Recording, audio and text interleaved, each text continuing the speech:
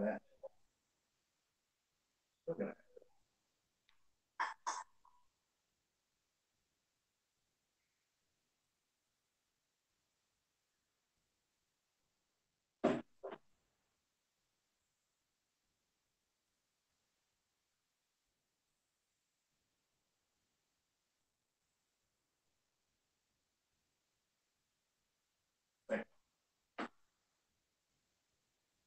How's that?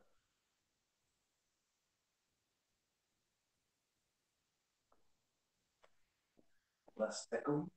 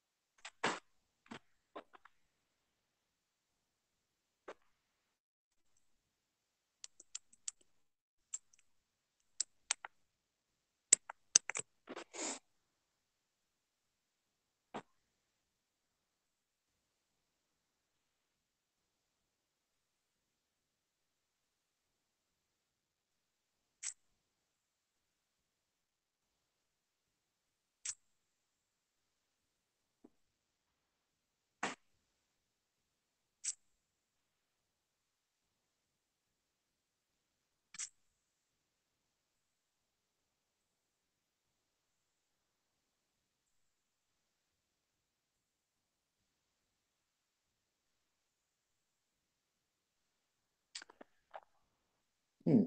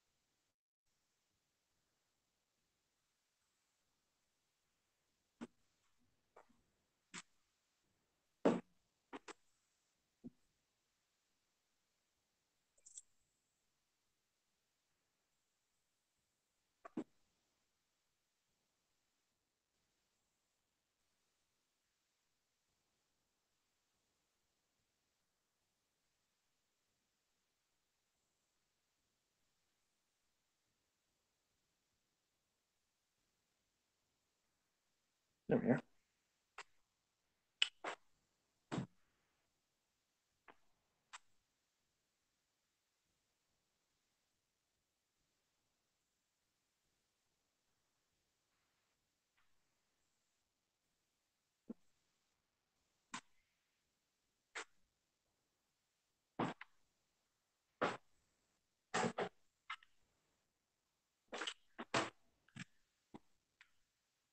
If I was a girl, where would I be? There we go.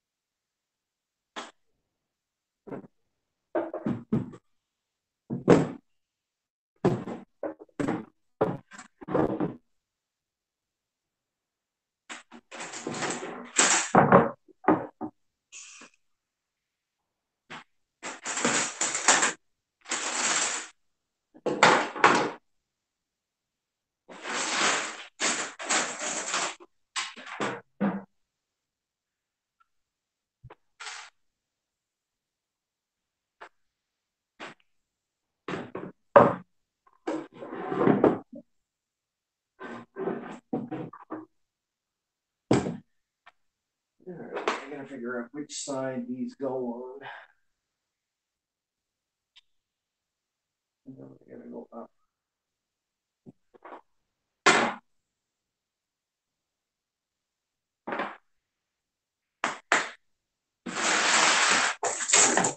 Get in my bag of tricks here. I have left sides and right sides, and I can never remember which one's which.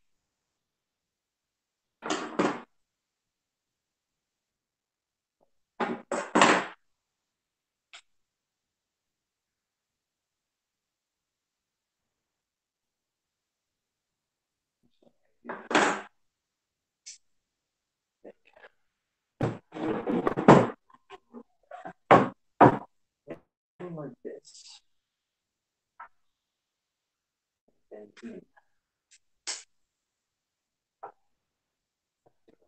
there.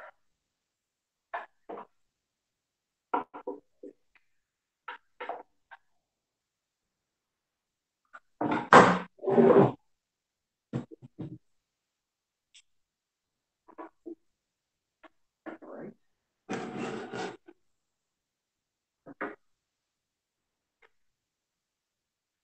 Do not know. Oh, geez, we got a bunch of people in the chat here. There's Alric. There's JP. What are we making? I'm making art benches. Dad and I had. Can you guys hear me okay? Give me a thumbs up or something. JP, I sent you a link. Check your Twitter.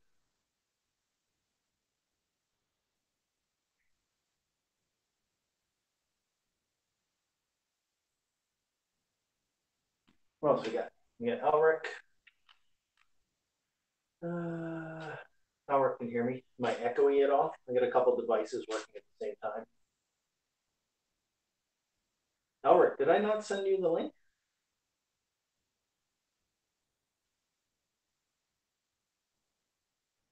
Give me 2 seconds and I'll send you a link.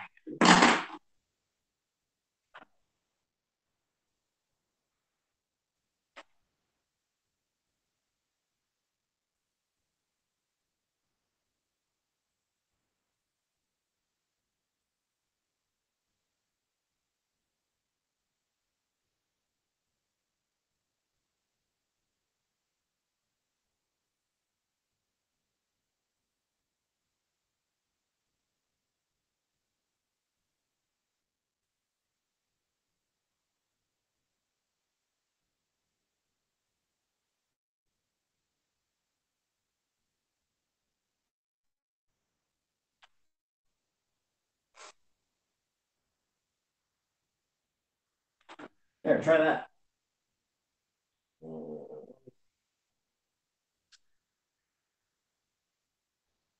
We have Diana. Hello. Ira Z. Yorkshire George. Hi, buddy. And y'all. Says hello, Reed. Well, hello. I'm going to try and reassemble these drawing benches that Dad and I had built over the summer. They've been tucked away in the basement, and I haven't had a chance to put them back together. But we designed these things to be collapsible. We've got these little, they're called elbow hinges, right? Your elbow bend. So I got to figure out which way they go back together. I've got left and right sides, you know, 2 different elbows. I just got to figure out which one's got to go where. I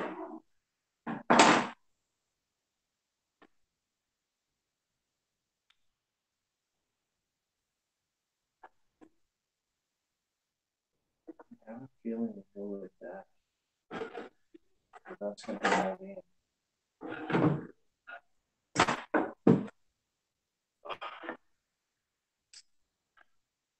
So let's try it.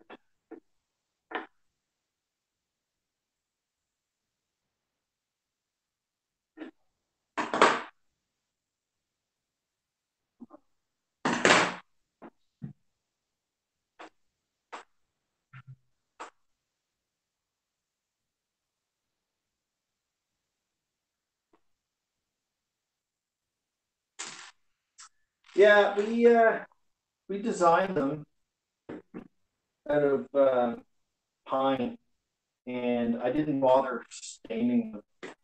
What we did was I sanded them down real nice after we put them together, and then I burnt them with a torch, which gives it this nice char look. And then I just put a clear coat over it, so it looks like a stain, but it's not. It's actually burnt into the wood. Once I stand it up, you'll see it real nice.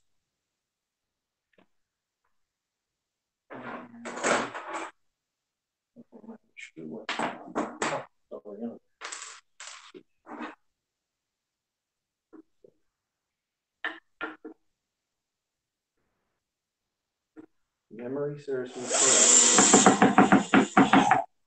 Memory serves me correct. This is how it goes. If not, back to the old. I just tear it apart and try again.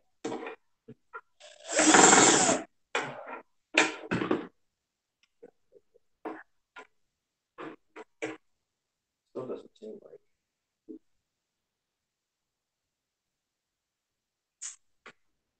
Why?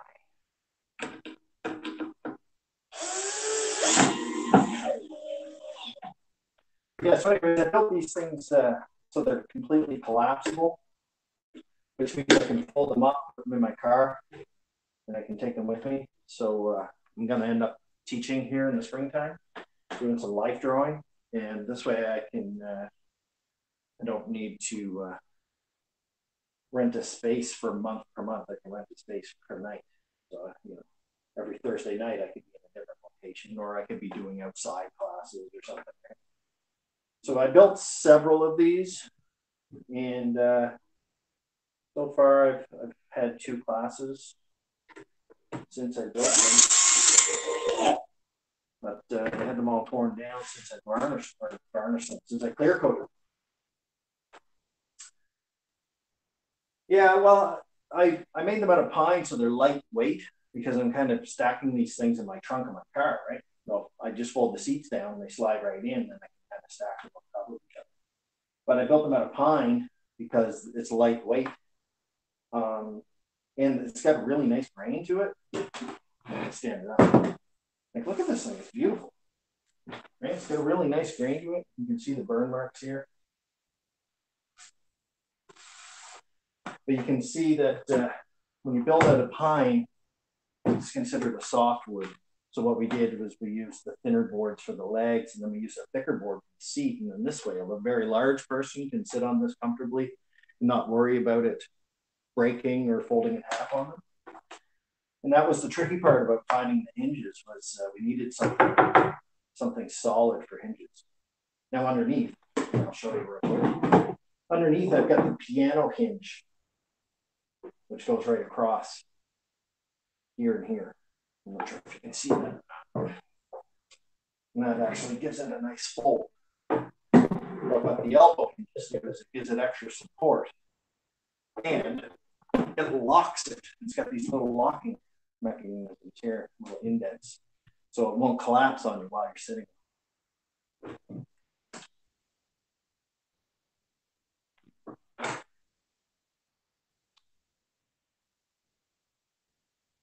Why do I put it in a car?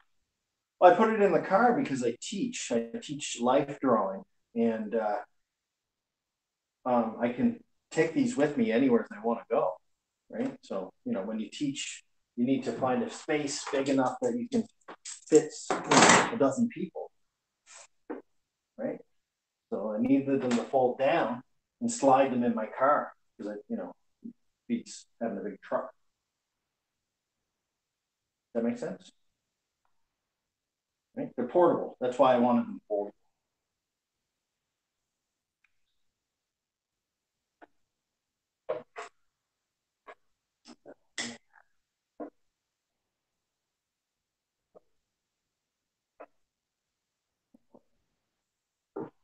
Running out of screw here.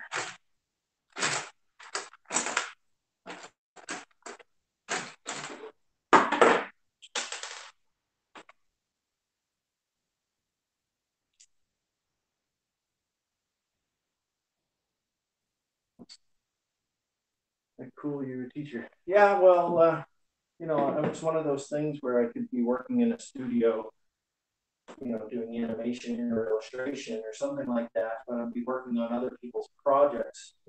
Why do I feel the need to make somebody else famous when I can be making my own dreams come true? And it's good practice for me as well because everybody's fresh out their life drawing. Can't draw from life.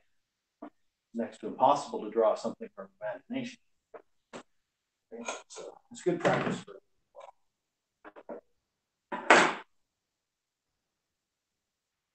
Sorry for the long delay getting started. I get a couple different devices on the go. I'm just trying to get them all set up all together.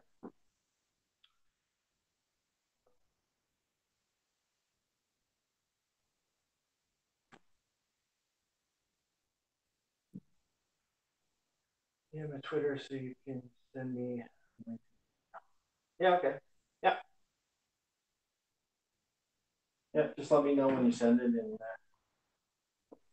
we can set up here. I'm going to be here for a while. I've got 4 benches that I'm going to put together tonight. I put together 2 on the last stream I did. And it gives me the chance that if I screw up, I start over.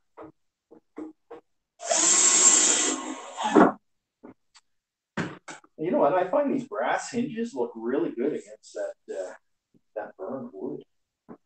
Nice.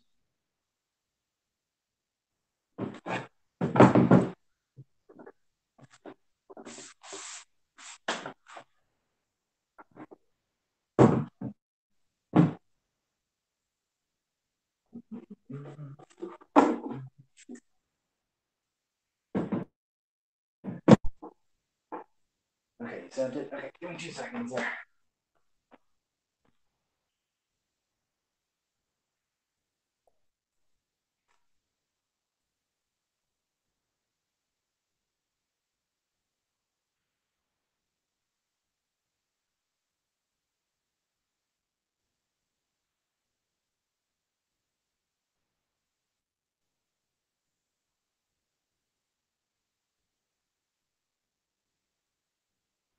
Excuse me.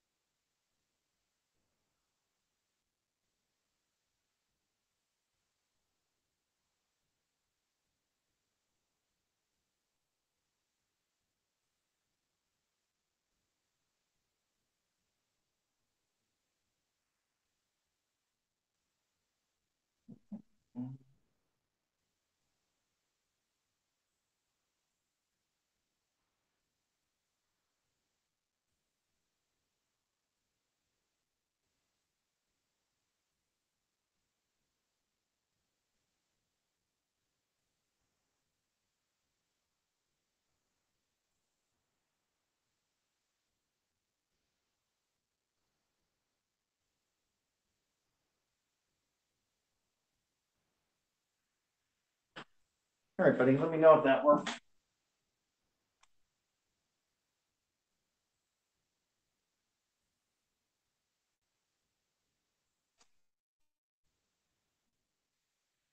In a minute when you pop on.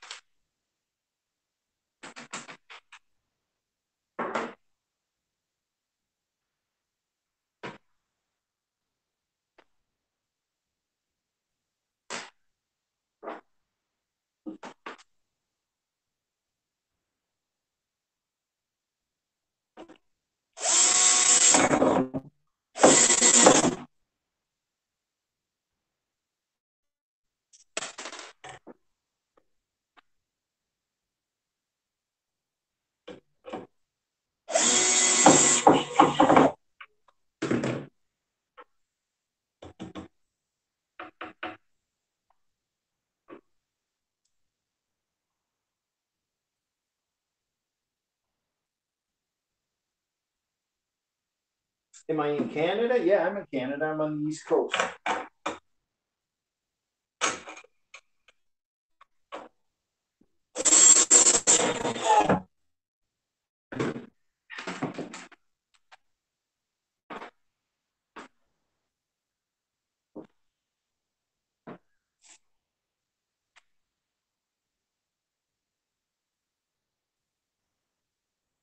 You taught me to take care of tools.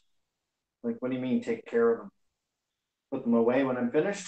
And my dad tried to teach me that, but still one of those things that you never quite, no matter what.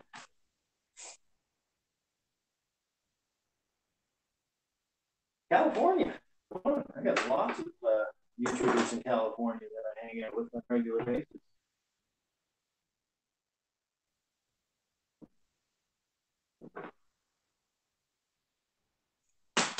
Oh.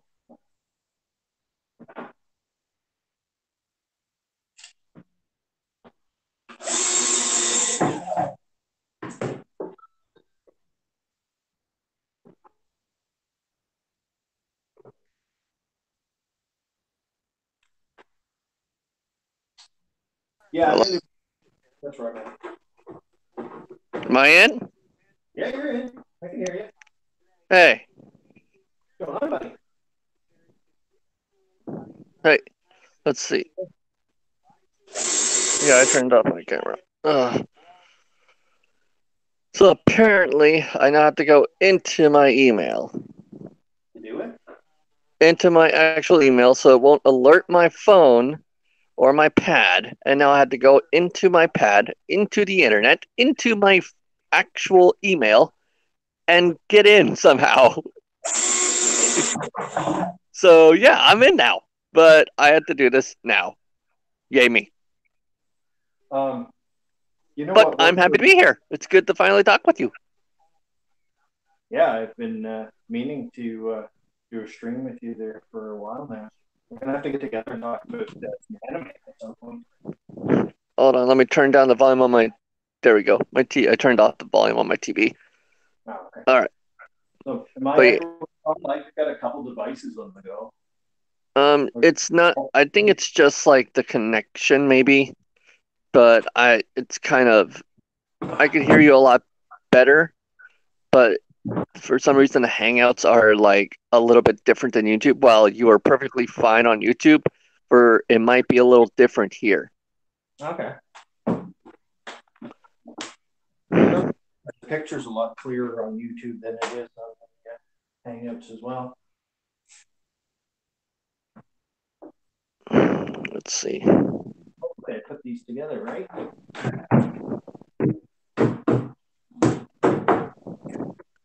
All right. But yeah, I'm actually thankful that we finally get to chat. Yeah, like I said, I've been meaning to get a hold of you for a while now. Oh yeah, I wasn't sick, then I was sick, and I'm just about to get over being sick.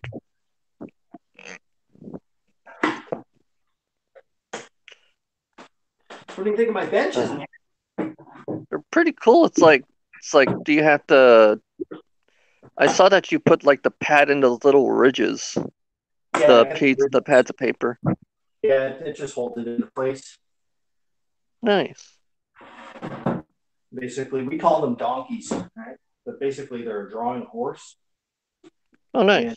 you just sit on it basically like you would like you're riding a horse, and then you put your drawing pad on your lap, and then you kind of draw that way.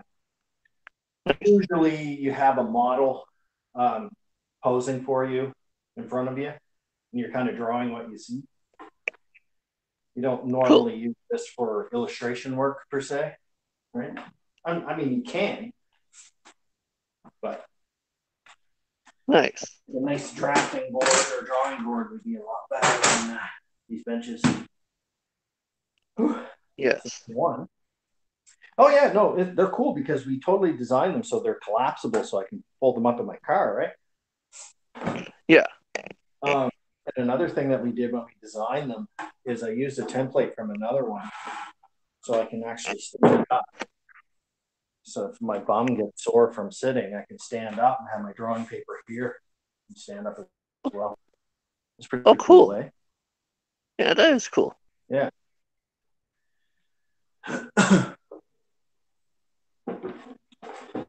Yeah, so it kind of transforms into an easel per se. That is pretty cool.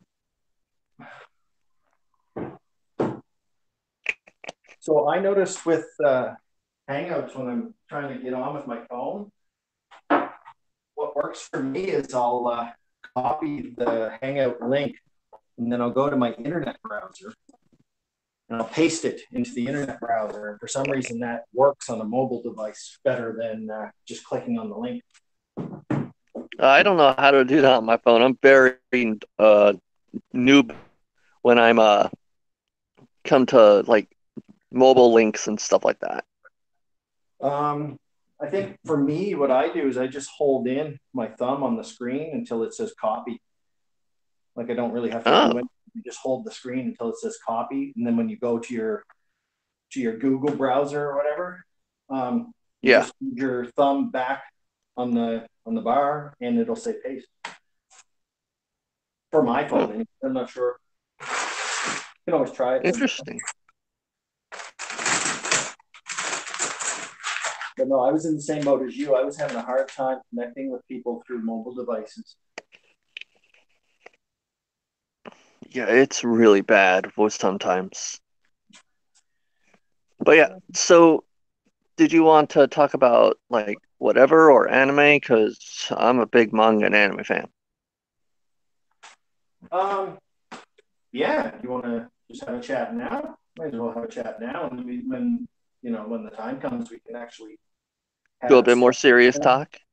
Yeah, well, we can just talk. We can just focus on one or two anime. You know what I mean? All right, so let's see. What Let's see. Huh? what was your first experience with the Japanese version of the Um, cartoon? does does Pokemon count, or are we gonna talk about the big the stuff that isn't for a genre towards little kids? Why was Pokemon one of your first experiences? That was one of them. Really? When it came to cartoons, See, well, I'm old school. anime. I'm old school. Godzilla was my first Japanese influence. What was Godzilla. like the old black and white television or Uh, the movies? well, only two of them were in black and white. That was the first Godzilla movie, Godzilla Raids Again, which was made half a year to a year later. Yeah. But those were my first ones. Yes, the second stuff was definitely like Pokemon and let's see, Dot Hack Sign and Inuyasha and Gundam Wing, all that type of stuff. Then the big three came out, and of course there was Dragon Ball Z, but then there was like Naruto, One Piece, and Bleach, and of course I chose my side with Naruto. Yeah, I'm old school. My very first anime experience was usually I think it was on around 6:30 in the morning on well, living in Canada, we have CBC television, and Ah, back then we only had three channels, CBC being one of them. 6:30 in the morning as you're getting ready for school, they air a bunch of cartoons that really weren't from here, and one of them mm, was Astro Boy. wow, that is old. Yeah, so that's what I'm saying. I'm showing my age here, right? But boy kind of changed my life a little bit. I find that was actually it's funny because I had this conversation with a friend before. That cartoon was one of the first experiences I've had with death as a little kid. Um, Oh wow, I'm not sure if you're familiar with the premise of Astro Boy, but the main scientist, his son ends up dying, gets hit by a car, I believe, and he builds Astro Boy in the likeness of his son, right? So, uh, watching that's the mostly, premise. pretty much, yeah. I never knew about that. I just thought it was just like some guy wanted to build a weapon, and that was about it. No, he built it in the likeness of his son. I think his son's name, I'm not sure what, I can't Man, now remember. I got to go buy Pluto. Um, oh, Do you know what Pluto is? no. Pluto is the re not the is kind of like a retelling and also a redrawn version of Astro Boy told that has like updated art and a slightly different story. I heard of Astro Boy. It's basically a retelling with most of the elements still there, I believe. Well, back then, Astro Boy was the Japanese version of Mickey Mouse. That makes sense. I mean, a lot Well, of the creators over in Japan were influenced by Disney too. yeah, well, if you think of it, like Mickey Mouse wore the red shorts, and he had the gloves, and he's got the two round ears on the top of his head, like the two black circles on top of his head. If you look at Astro Boy, he's wearing the shorts. Yeah. His boots and stuff are similar, but he's got the two black spikes off the top of his head. So the design of him himself is based off of Mickey Mouse type thing. Ah, Okay? Like they're very similar. As far as I'm concerned, it's considered, the Japanese version nice. of Disney, right? It's My first encounter with real death, like even though it was Dragon Ball Z, I never really I never really seen people actually kick the bucket. So when like a bad guy would die, I was like, okay, a bad guy died. And but if it was like then we got to Vegeta and what happened with him and Frieza, and I'm like, you got to be kidding. He's gone, and he was gone for a while. Of course, the Dragon Ball's bringing him back, but for me, it's like we lost someone. Holy crap! Yeah, we I felt that way too with uh not Robotech. What was it? Battletech? Gundam. Battletech, I think. You know, Robotech is the correct name. these characters were dying off, and they weren't bringing them back. Like they were literally dying, and then they move on to the next storyline. That's true. It's like in Gundam they did some of that too. Probably one of the most shocking scenes I remember in Gundam Wing was I don't even remember if I know it was like a big plot point, but it dealt with like this uh top rank lieutenant or whatever in the bad guy's side, and this lady is trying to take over his position or keeping things quiet, and they're on this airship, and so they're over the ocean, and he she opens up the bomb she opens up the cargo bay doors, and he gets sucked out in his chair, and she just fires her pistol right through him in midair, taking him out. And then she just walks back into the rest of the interior of the ship, and the ship closes up. I'm like, dang. Yeah, yeah, that's stuff that they didn't really typically put in American and Canadian cartoons. Oh my goodness, they didn't. That's the stuff like when you're watching it as a kid, it kind of ruins your brain a little bit. It kind of does. I mean, you get that chill down your spine. I know, but it makes it a lot more memorable. It does. Like these are things that I would go and rewatch as an adult and relive how awesome it was to watch this stuff happen. Oh But then, you know, as you grow older, your tastes kind of change. And then one of the ones that really influenced me, I think I was probably in high school when a friend of mine reintroduced me to anime. And it was with the Ninja Scroll movie. yeah. I heard of that. I never really got to. I never seen that movie. It was during when I was still into like Pokemon, I believe. Yeah. During around that time. Give it a watch. It's probably a little dated now, and it probably wouldn't make too much Dated. Believe fun. me, I've seen Dated. I've seen Dated. There's if Why there's did what you call it. There's like JoJo's Bizarre Adventure manga is dated.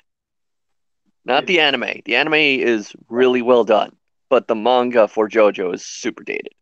yeah. So I'm probably sure I can probably take Ninja Scroll since that was done in like what the mid '90s. Well, back then it was quite groundbreaking. You know It that. really was. Same with Akira. Akira was Oh, quite. Kira, I've seen Kira. Yeah, that was probably Excuse me. that one kind of messed me up a little bit. I don't really like watching it, but I do know like it was the first anime out there that actually had fully animated faces when they talk. Their expressions were fully animated. Yeah, With the tracking with the motorcycles, with the taillights and stuff. You know, like up until that point, none of this has ever been attempted before. that's true. But the storyline itself kind of messed me up when I was a kid when I watched it. So it's not one of the ones that I ever really want to go back and watch or rewatch. Ah, let's see.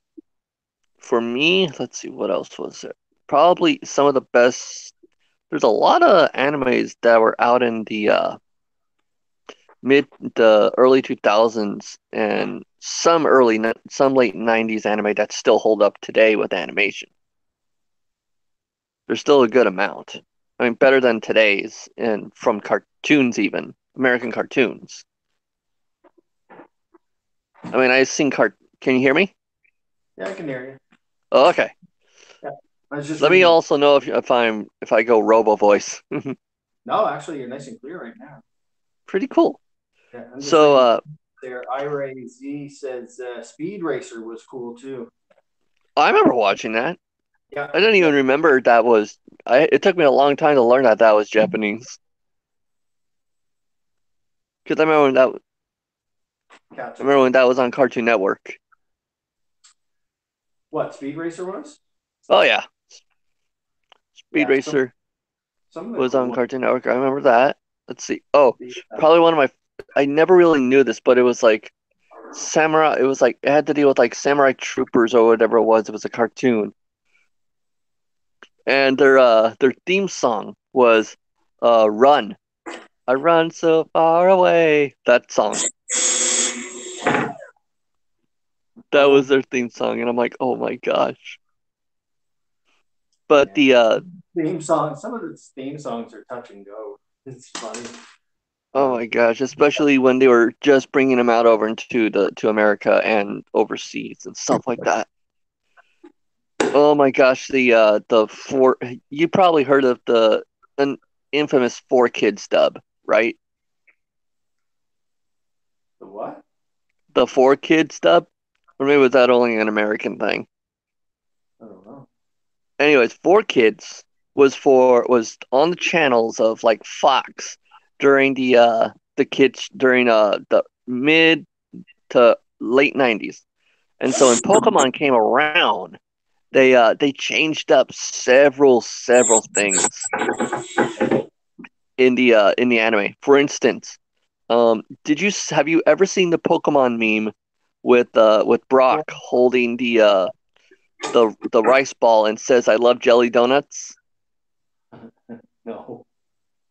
Anyways, that's a huge meme because back in the day, the American government didn't want people, their kids, to get into like the Japanese like food stuff or with anything like that. So they changed it up and called like all these different foods from Japan all American foods. Like it would be, oh, this giant rice ball, we'll call it a donut. And instead of switching out a giant, and then in a couple of seasons later, they had this giant rice ball that rolled down a hill, and they made it into a superhero sandwich. So it rolls down this giant hill, and it's not coming apart, and it's just this sandwich that stays together. The dub is it's so bad with the editing. One Piece was the heaviest offender on that because What? you had like guns and stuff, and so they would switch them out, and they would shoot not like water. They would shoot suction cups. What was the issue with the Chinese food and the Asian food? The the with the American stuff, with Yeah. the American edits.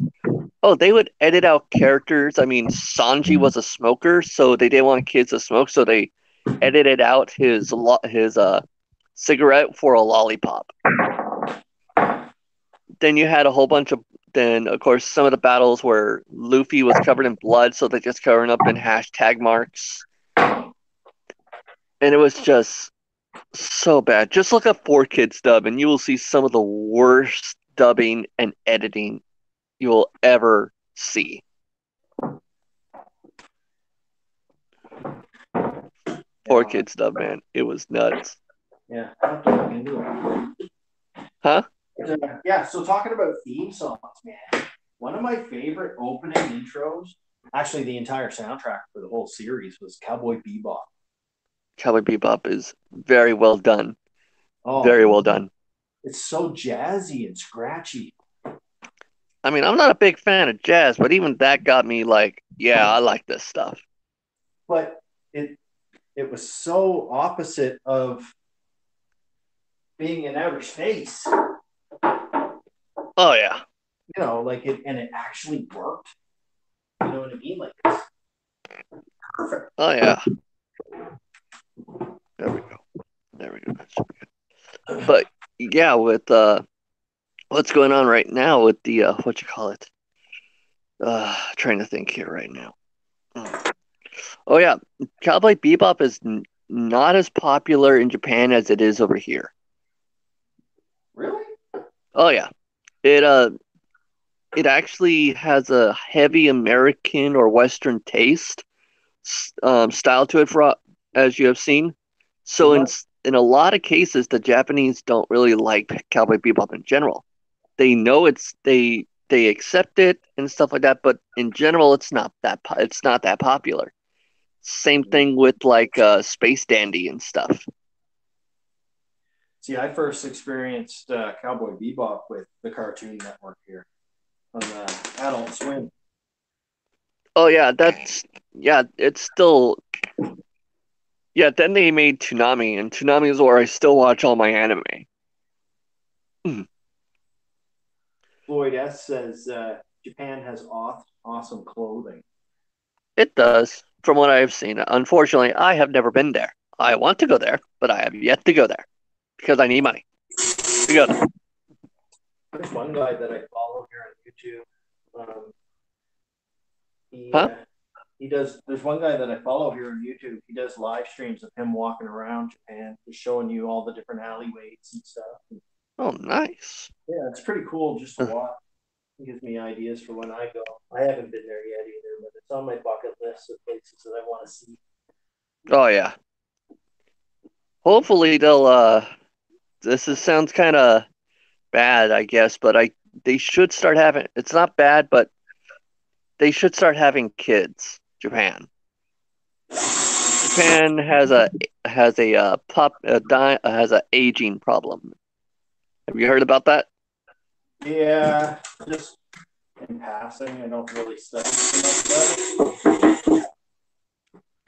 Yeah, I Yeah, don't they're really. they But you're had not the first person that mentioned it. huh? I said you're not the first person that mentioned it, so I kind of know what you're talking about. Okay.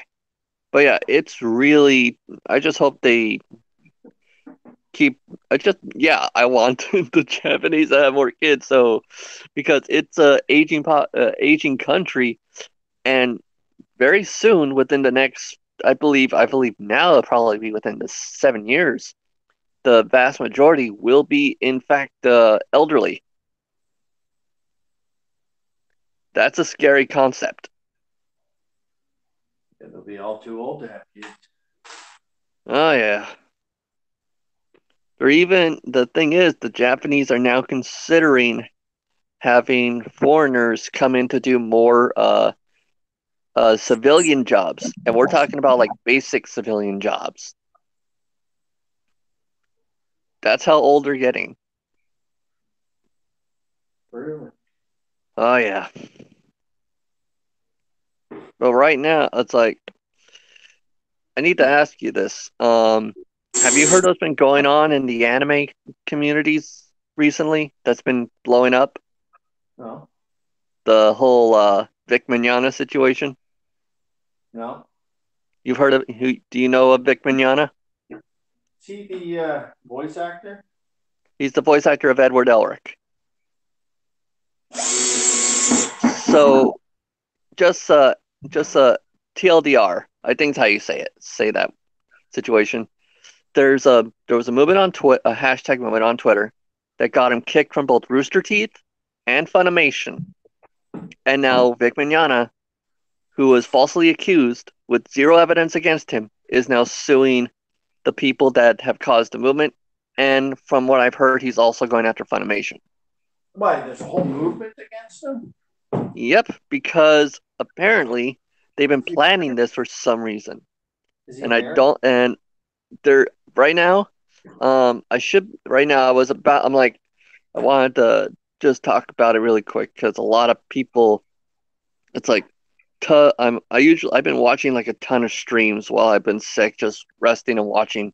So I've been Yeah. watching like Yellow Flash, Tug, Hero Hiei, all those guys, and they're covering every bit of it, and it just gets worse and worse for the side that wants Vic out of there because all they are doing is because all the things that people want, all the people who want to kick out Vic are nothing but lying. And as people find evidence of these lies, they're getting more and more nervous. And since Vic lawyered up, it's going to get crazy within the next few days, if not a few weeks. Oh, this is happening like right now as we speak. Yep, this is happening right now. I got to see the lawyer on Nick Rekieta's stream 2 nights ago, and he literally said that, believe me, this isn't going to be pretty for them. And there's also, it's just nuts right now. It's um the one thing is, it's a lot of people, including me, don't want to back Funimation stuff because of the stuff that they're doing. And here's the worst part. Here's the scary part about it. The Japanese are now hearing about this and they are not happy. They don't, because the thing is, from what we've been hearing, Vic Mignogna is very popular in Japan. And we're talking about extremely popular. And this all happened right after the Broly movie showed up in America. Right after the what movie?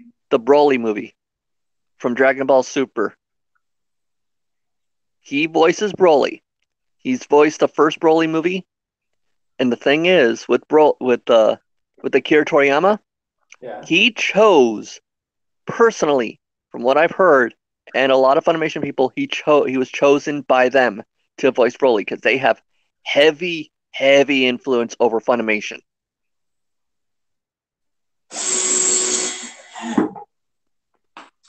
So what's I'm Funimation? and yeah. What's Funimation doing right now? Are they trying to run from it all, or what?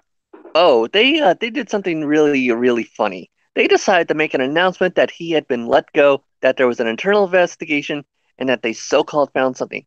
But prior to that, there was also an internal investigation 1 year ago to the same situation when they were recording for Broly last year, and it came up inconclusive. But ironically, Rooster Teeth fired Vic Mignogna around the same exact time that Vic Mignogna was fired from Funimation. There's some weird stuff going on, So what but are there's the also but people have also been complaining, and what I've seen so far is this. They have been changing the dub to fit a particular narrative in some animes. Go look up Kobayashi Dragon Maid. Go look up Prison School, and there is literal reference in a Prison School to Gamergate. There's literal and in one particular line in Dragon Maid, there's literally the word patriarchy. so And this the is all Japanese have very strong contracts, very, very strict contracts that they are not allowed to change anything that would disrupt or hurt their products. And this is finally starting to get to the Japanese. And this is not going to turn out well. kind of like what they did to Voltron. No, Voltron's different. Voltron's different. I believe the rights were slightly different because they were to write their own stories, so that was different. But this is directly but the animes that are dubbed used for were being dubbed in a way that was, you know, changed for a certain narrative. All right, let me interrupt you there. What are the accusations? Against Vic. Yeah. Let's see. I believe the accusations, apparently one of them, I'm trying to remember, it's like, yeah, one Was of it them was the pulling, costume? it's like one of them was like hugging, the other one was false rape, I believe. Not rape. Let's Working? see. It's been a while. There's so much information. Is this while working in the studio? This is working in studios, and here's the thing: the Was this hashtag one? wasn't even done by Funimation. Was this? Is this the same fella that got accused of groping the cosplay girls at the Comic Cons? Um, I think that might have been different, but there was one of the ways, and there's this girl who I don't know if you want. Let's see, her. Do you want me to name the girl? I only know her by her Twitter. by her Whatever. Twitter handle, whatever. But this girl started up the Kick Vic thing, and she said that Vic was like Kick touching Vic. her inappropriately and all this stuff. And then Monica Rial, the voice of Bulma, joined in and said that, yeah, he's disgusting, he's all this. And literally, a lot of people that were coming out, and these are their accusations. Mostly it's like, oh, kissed me at a con, or he pulled my hair. And one of the biggest things I remember was that one of the voice actresses or something said, "Oh, he grabbed me by my hair by and force, and so I couldn't move in the middle of a hotel lobby." And I'm like, and it just doesn't make sense. And one particular voice actress or whatever or cosplayer, she said, what was it? She said that, oh, I was too young to know what consent was when she was already an adult, she was already voice acting, and she already was previously married when something happened between her and like Vic.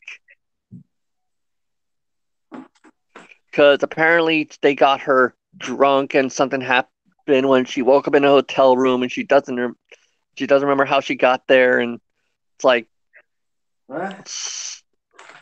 it's so hard because all their stories don't make sense. They have no evidence towards them.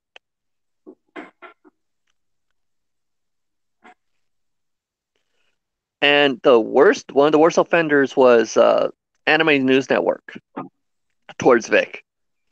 So basically, they put up this they they put up this article on their website.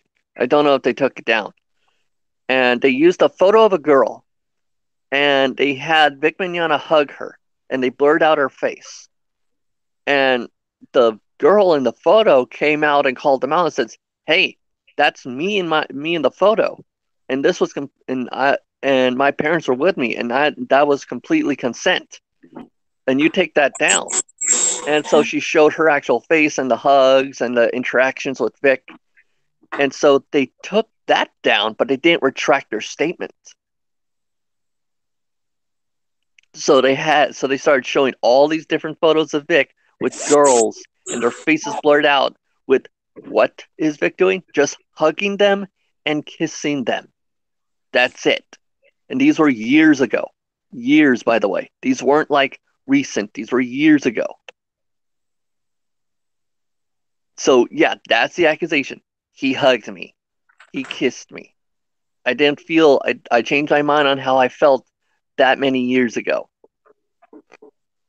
These are literally the accusations from what I've been hearing.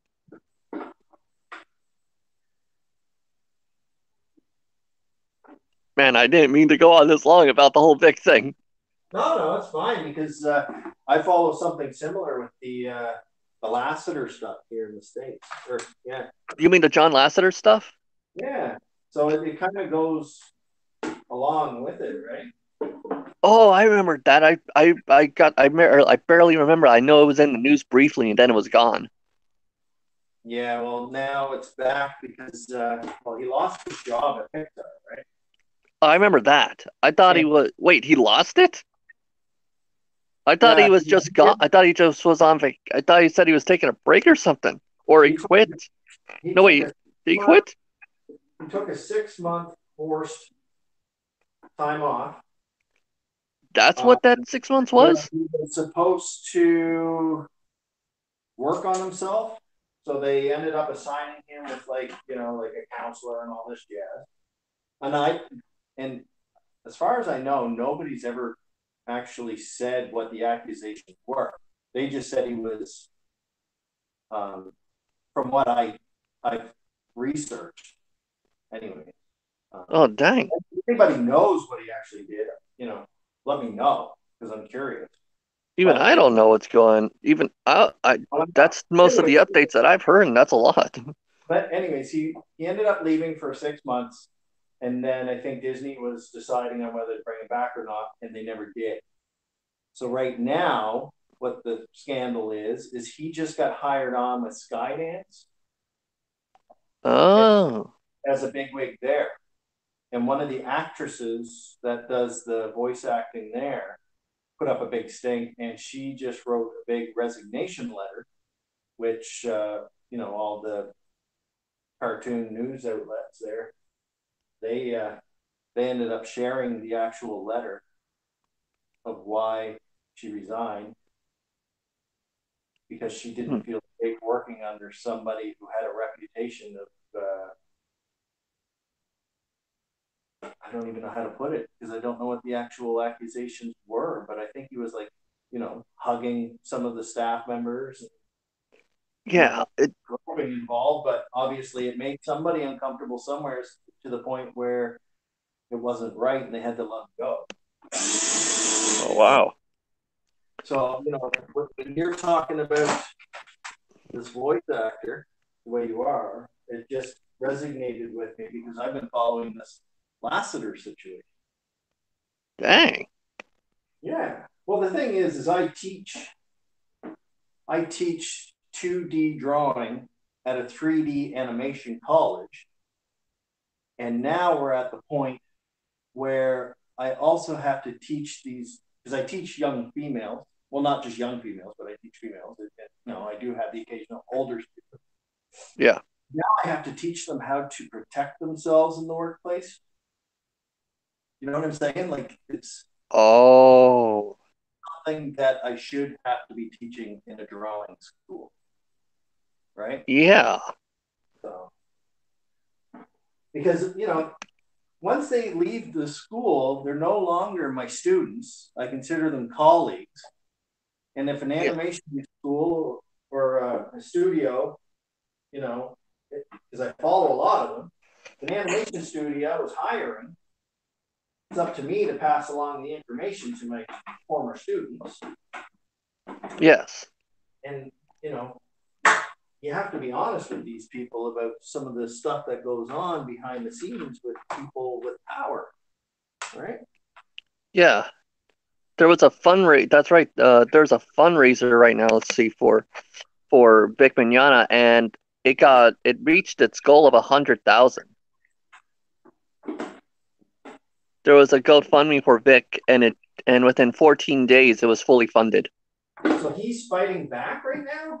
Yeah, he's fighting back, and there are people who are gonna get that little nasty Manila envelope. And yes, how do I know it's Manila? I follow Nick Rekieta, who's an actual lawyer, and people on Twitter who are on the kickback side think that he is not.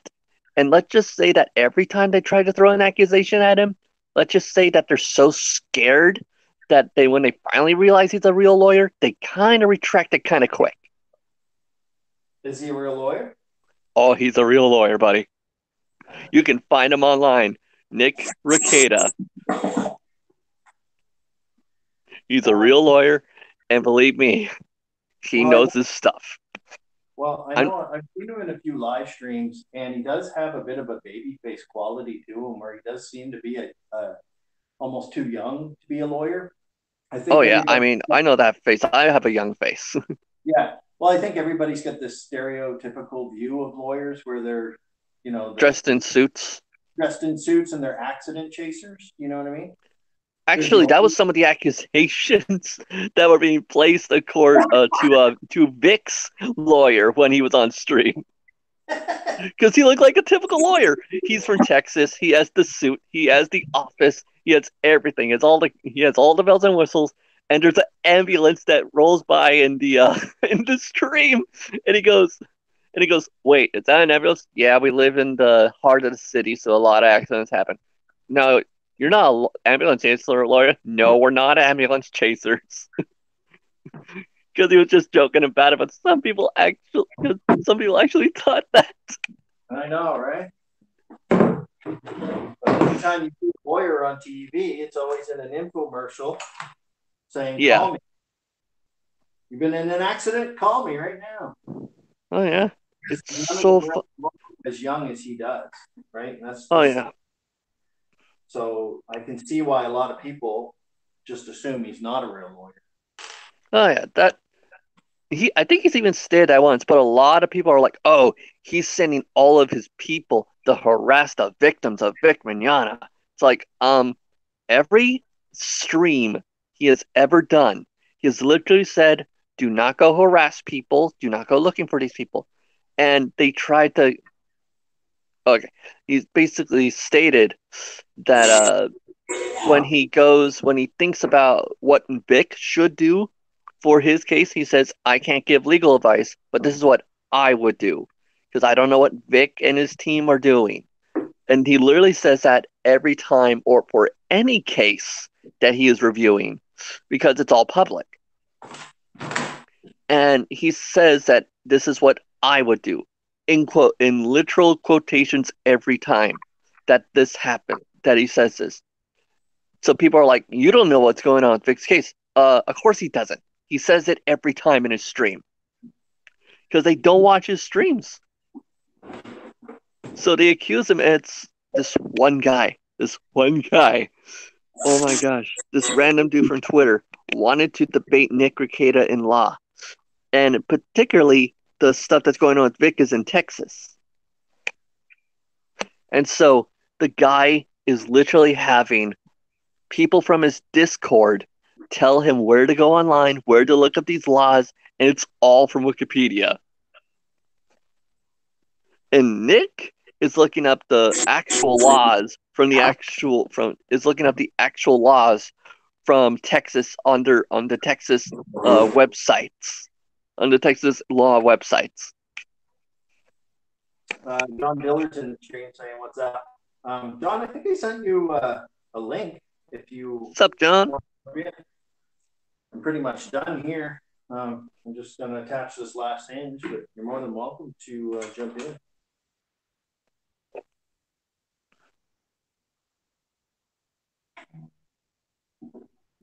So this is all going down within the next couple of days. Yeah, it's been built. The accusations and stuff. Vic was actually trying to let this all blow over, but it got too big. And the thing is, because this is slander and all this type of stuff, it's complete 100% slander and against his name. So they're slandering his name, and it's all public. Why do they feel the need to ruin your reputation to the point where you can't get hired? Oh, here's the thing. Vic Mignogna is also openly Christian. That's Yeah. also there's a possibility that is a reason he was being attacked. He's being attacked for, but a lot of times they say, "Oh, he's just difficult to work with," or this or that. Not any real accusations. Yeah, people don't like them Christians. But it's nuts with Vic right now. What's up, John? What's going on there, guys? Hey. Hey, fella. Bulbasaur! I want that Bulbasaur. I'm painting this Bulbasaur. Bulbasaur. I got shown up on... how's the Indiegogo going? It's going all right. I think we're at 4,720. Yeah, boy. Cool. So... That's all right. The Vic stuff. Oh, let's see. Where was I on Vic? Oh yeah. The whole thing with some of them is, let's see. Hold on. I'm trying to remember where we left off on the Vic stuff. Christian, they feel the need. You asked if they feel the need to do that. Let's see. The thing is that they think Twitter is law. These people on Twitter think that Twitter is law. That when they slander your name, that you don't have rights and stuff like that. But this is all public. So Vic was trying to let this all blow over, and he finally got sick of it. And they tried to go after him because they thought he was an easy target.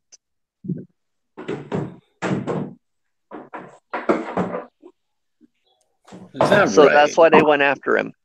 And then they didn't expect him to sue. What was the question, John? I said, is that right? Yes. Yeah, we're just talking about some weird stuff that's going on in the fandom. Yep, in the anime communities and stuff like that. Oh yeah, Anime voice actors. that Dragon Ball Z voice guy. That's the Yeah, one. Broly and stuff like that. And a lot. Why am I under the? Oh my goodness, I'm so behind on all this information because I for the longest time I thought that it was the guy that does the voice for Nappa. No, it's the voice for Broly that had all this bad stuff happen to him, and it Is was the guy just that sad. does the voice for Nappa also in the news for some reason? No, the voice of Natsu from maybe it was the voice of Nappa. I don't remember. I know that one particular voice actor from Dragon Ball was accused, was found guilty, but it wasn't Vic. It was someone else. But this whole situation was just the Broly movie came out, and then all of a sudden something came up with Vic, and he lost his jobs at Rooster Teeth and Funimation. And it was all false accusations, and now Vic is suing for not just slander but wrongful termination, I believe. Yeah. So what can he get out of it if he sues? A year's worth of wages? Maybe, but I think he just wants the voice act. So the best thing Funimation can do is that say that there wasn't because a lot of us are starting to because after doing some digging, a lot of people are believing that there was no investigation and that they just fired him. Oh, of course there wasn't an investigation. Investigations cost money. Yep. So their so-called internal investigation came up conclusive, and that was the reason to fire him. But Mm. but I doubt that happened this time. I doubt it came up inclusive like last time. But the one thing is, like I said before, the Japanese are not happy right now with the whole Funimation because it's ruining Dragon Ball. Yeah, Dragon And Ball's a Akira, cash cow. and Akira Toriyama isn't happy with Funimation either because let's see, there we go. Where's that? I know the name. It's just hard to pronounce from My drawing benches, John. I'm sorry? What do you think of my drawing benches? Oh, let me go take a look. Yeah. So Shueisha. No, it's like I believe Oh it's God, you Toei use Animation. those? Yeah, I made them. Dad and I had designed them so they're collapsible. I made half a dozen of them. Right. Oh damn. But I got these hinges so I can collapse them down, stack them in my trunk. Right, so they're foldable. This way I can teach some life drawing classes here coming up in the spring. See, they lay down nice and flat, and you can just kind of slide over your trunk. Oh, that's great. Yeah. So we used a template from some other drawing donkeys, and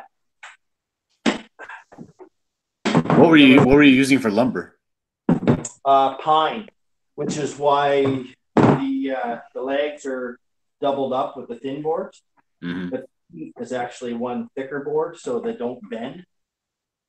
Right? And that way a large person can sit comfortably on them without any worry of them snapping. But another thing that we used was the template for one that you can stand up. So if your bum gets sore, you can stand up and put your drawing board on. Oh, that's what that lip is for. Oh, cool. Yeah, like an easel, right? Yeah. Like a podium or something. Yeah. Mm-hmm. And that's really cool. Yeah, and I didn't bother varnishing them or staining. What I did was I took you blowtorch or something? Yeah, I blowtorched them and then I cooled them. There we go. Better one there. You can see the burn mark right in it. Oh yeah, it looks nice. Brings out the grain real nice. Cool. It does, yeah. Yeah, they're cool. No, they are cool. How many people do you normally have in your classes? You got like 6 of them or something? When I teach for the college, I've got anywhere between 3 students and almost 24 students, depending on whether we're halfway through a semester or not. Yikes.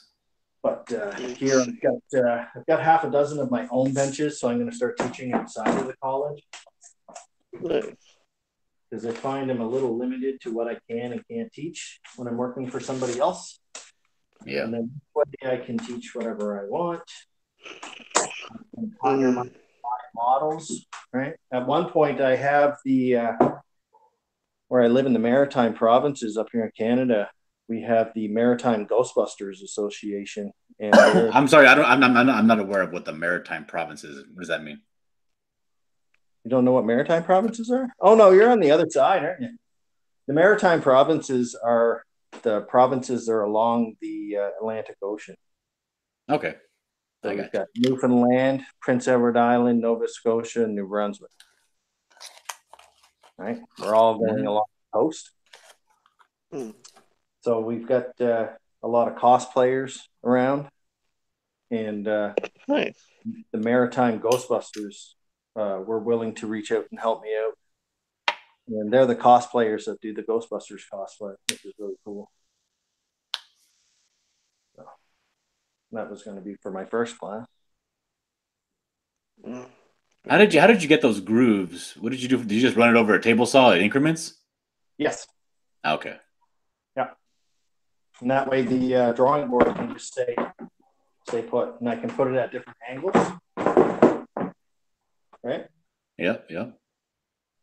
And another thing that what I like to do is, do you see me okay? Mm-hmm. What I do is I rest it on my lap. Yeah, that's essentially how I draw every time anyway. Yeah. Like, I know you're supposed to like sit up straight and all that, but when I start to draw, I just start hunching and hunching and hunching. I end up that way anyway. Yeah. So these are big, oversized newsprint pads. So you hold the pencil a little different, right? It kind of when I teach, I kind of want to teach you to break out of the 11 by, what is it, 11.5 by 17. Mm-hmm. That's what most sketchbooks come in. So I try and break you out of that, so you kind of work a lot larger than what you're used to. Right? So I don't know if some of these are mine or not. Yeah, some of these are mine. But I lend out my pad. That's one of mine. Gorilla. All right. It's all done in charcoal, right? The cartoons, more teaching stuff. I thought I had.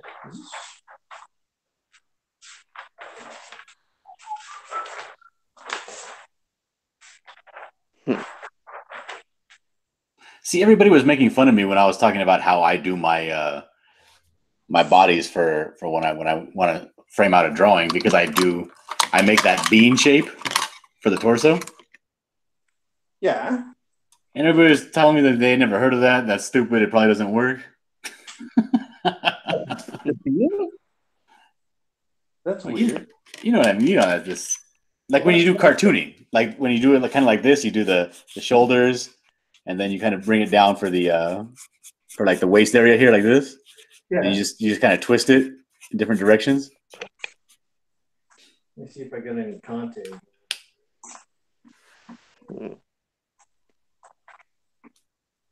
The essential shapes are the bean, the teardrop, the circle, and the square. Sometimes we use a triangle. But yeah, no, the bean is quite important. A lot of times you can also get away with, there's a certain symmetry of the body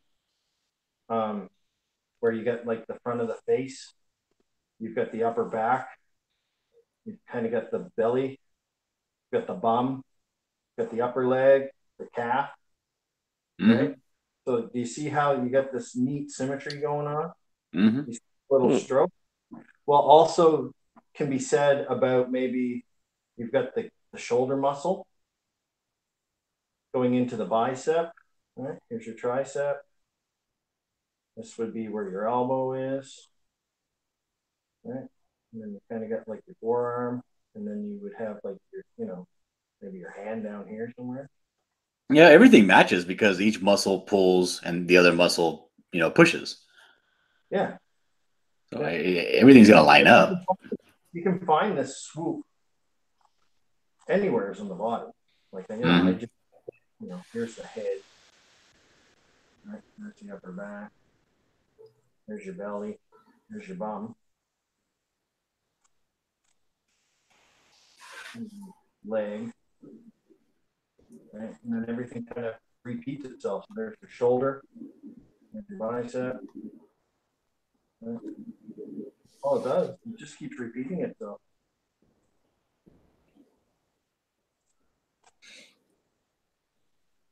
Yeah, because I was doing a little tutorial on the torso and all that, and I was talking about the bean shape, and everybody in the chat, and even the people that were on the panel with me were like, I've heard of the upside down bucket. I've heard of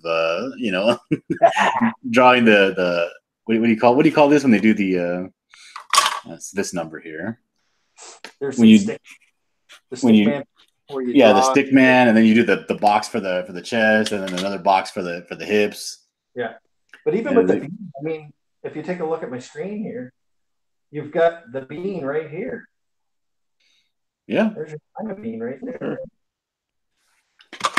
So it takes up most of your torso. So when you're doing your gesture drawing, what you want to do is you want to try and get as much information down as possible really fast, right? Yeah. So here, I mean, that might have taken me 30 seconds or more, but now if it's a 2-minute or 5-minute pose, I've got all the time in the world to go in and add all my little details and all that jazz. Okay? Mm-hmm. Because, for the absolute beginner, 2 and 3 minutes doesn't seem very long, and they're just trying to get down as much information as possible.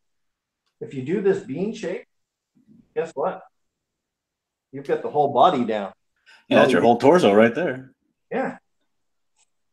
Because I know when I started drawing, I was copying a lot of cartoons when I first started drawing. And the one that I kind of glommed onto the most was the Ren and Stimpy. And the way they do their people is just that exaggerated bean shape. Like when they do the girls, it's like it's an extreme. Like you have the back curve like this, and then like that, and then you have the legs that pop out of there.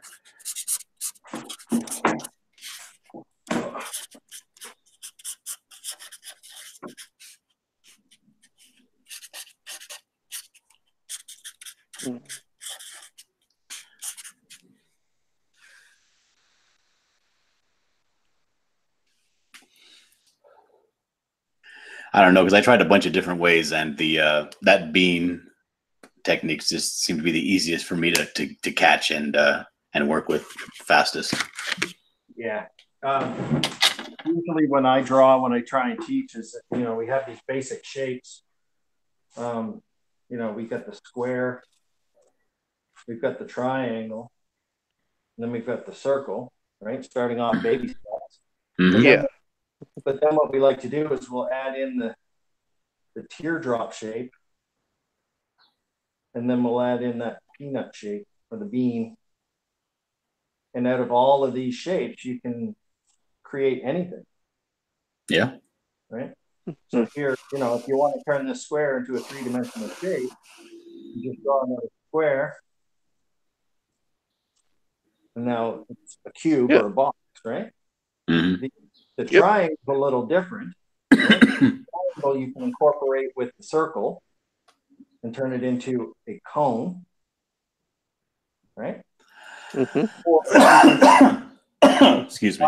Another triangle and turn it into a prism, or you can combine it with the square. Let me think here. Something like this. Blurry. But there we go. Right?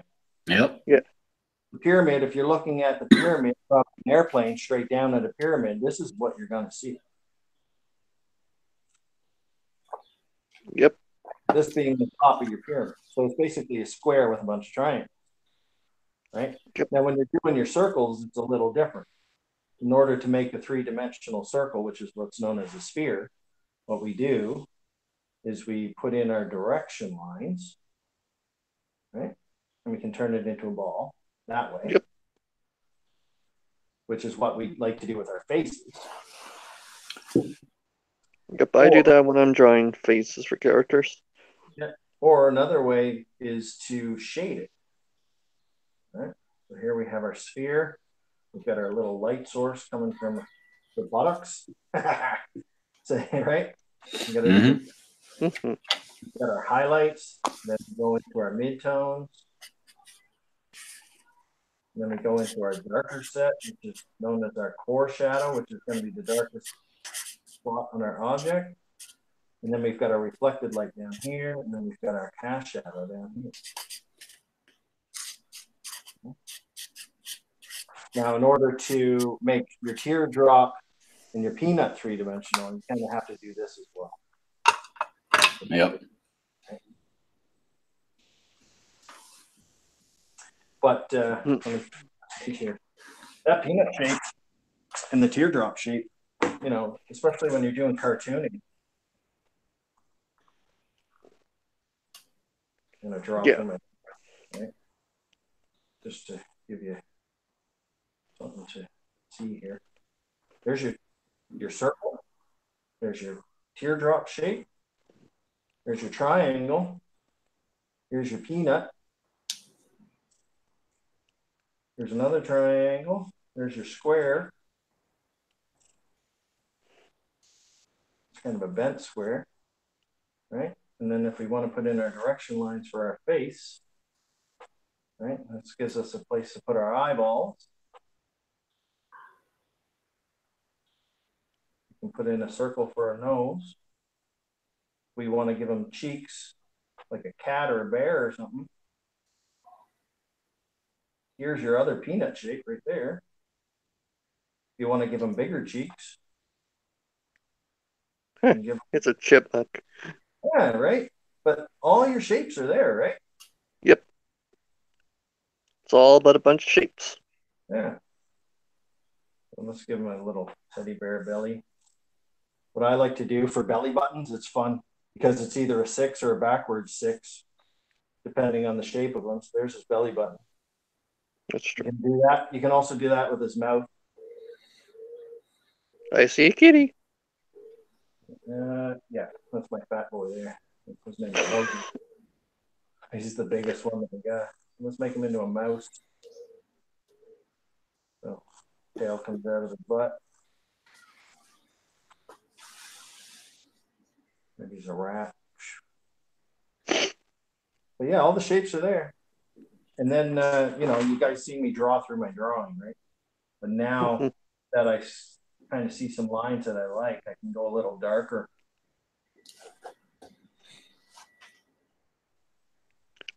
You know, here and there, give him a little chin. And as I go darker, all my construction lines, like the lines for the face, like the crosshairs that I had, they kind of get faded off into the background. Nobody ever sees them. Just give them some sly eyebrows here. These whiskers are fun. And if you're not making the rocket ship noises, you're doing it wrong. Drawing's supposed to be fun. That's what I try and teach my students. Yeah. Let's separate those eyeballs. I drew a hot girl if you guys want to see. A hot girl? Yeah. Hell yeah. Let's see. All right. Let's see. Come on.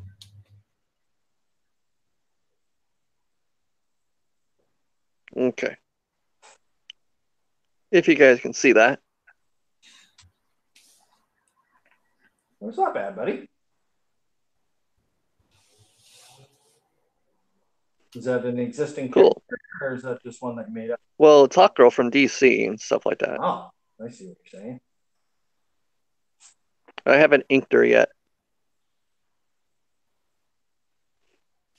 Let's see, there we go. That's the full profile.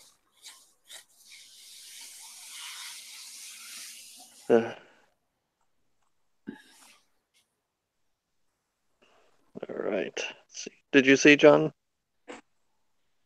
I'm looking, but I'm looking on my phone and it's kind of blurry, so I can't really see that well.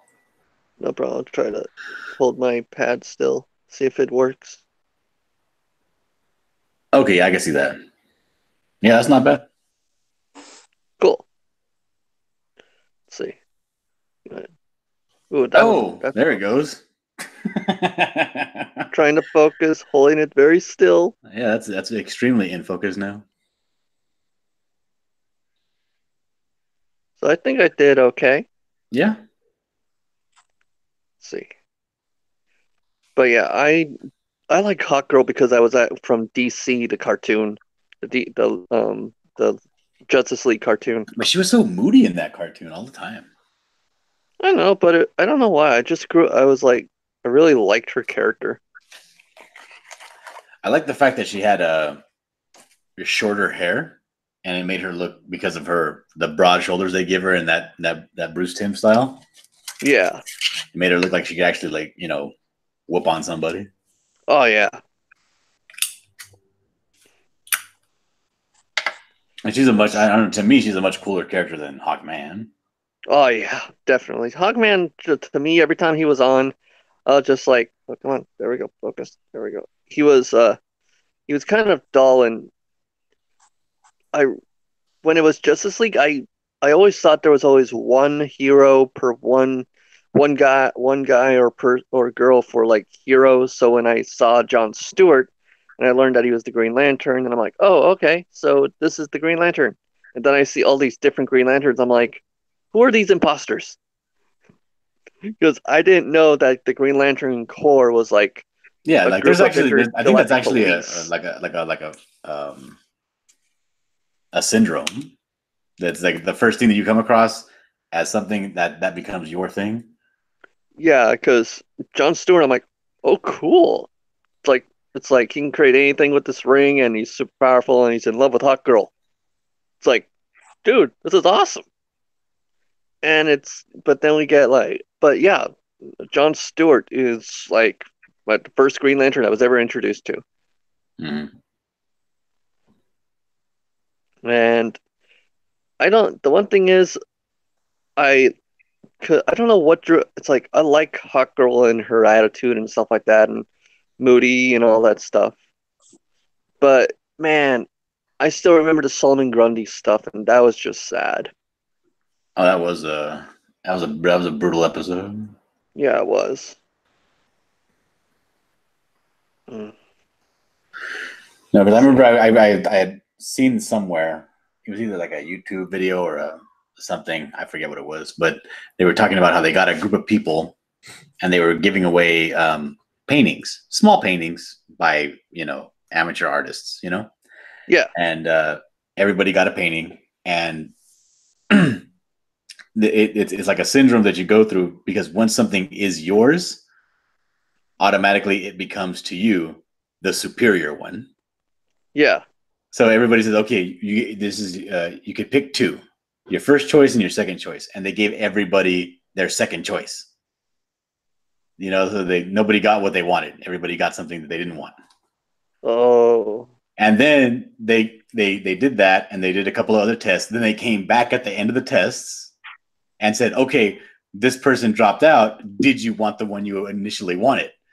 And nobody picked the one they initially wanted. They wanted the one that they had received, because now that one was superior because it was already theirs. that makes sense. Ugh.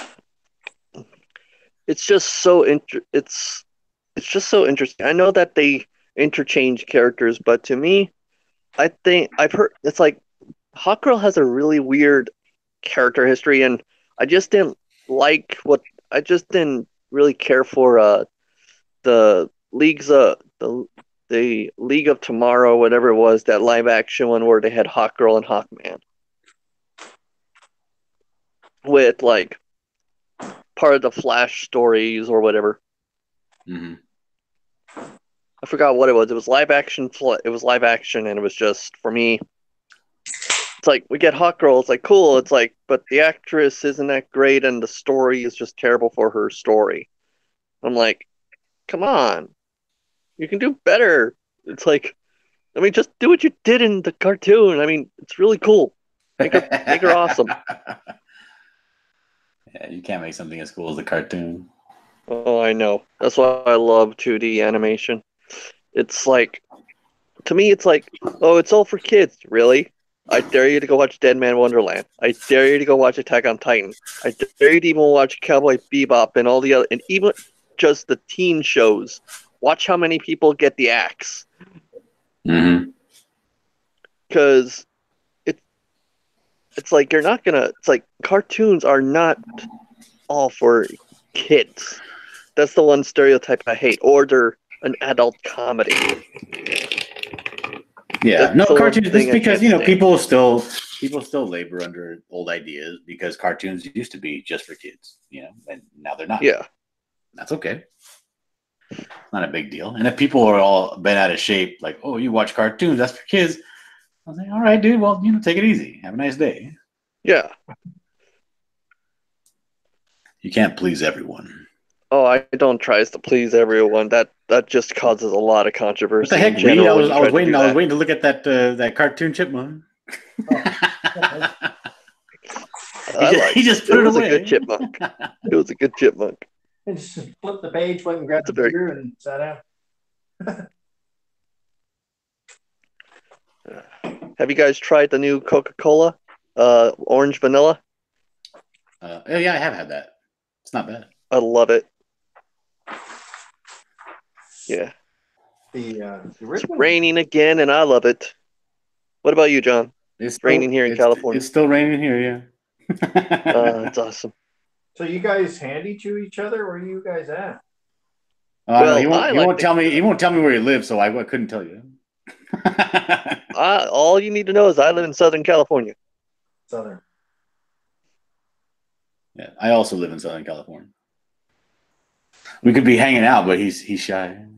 Well, I don't mind if we DM in private and we'll try to hang out, but other than that, I don't like to dox myself for any particular reason. Yeah, no, I can hear you.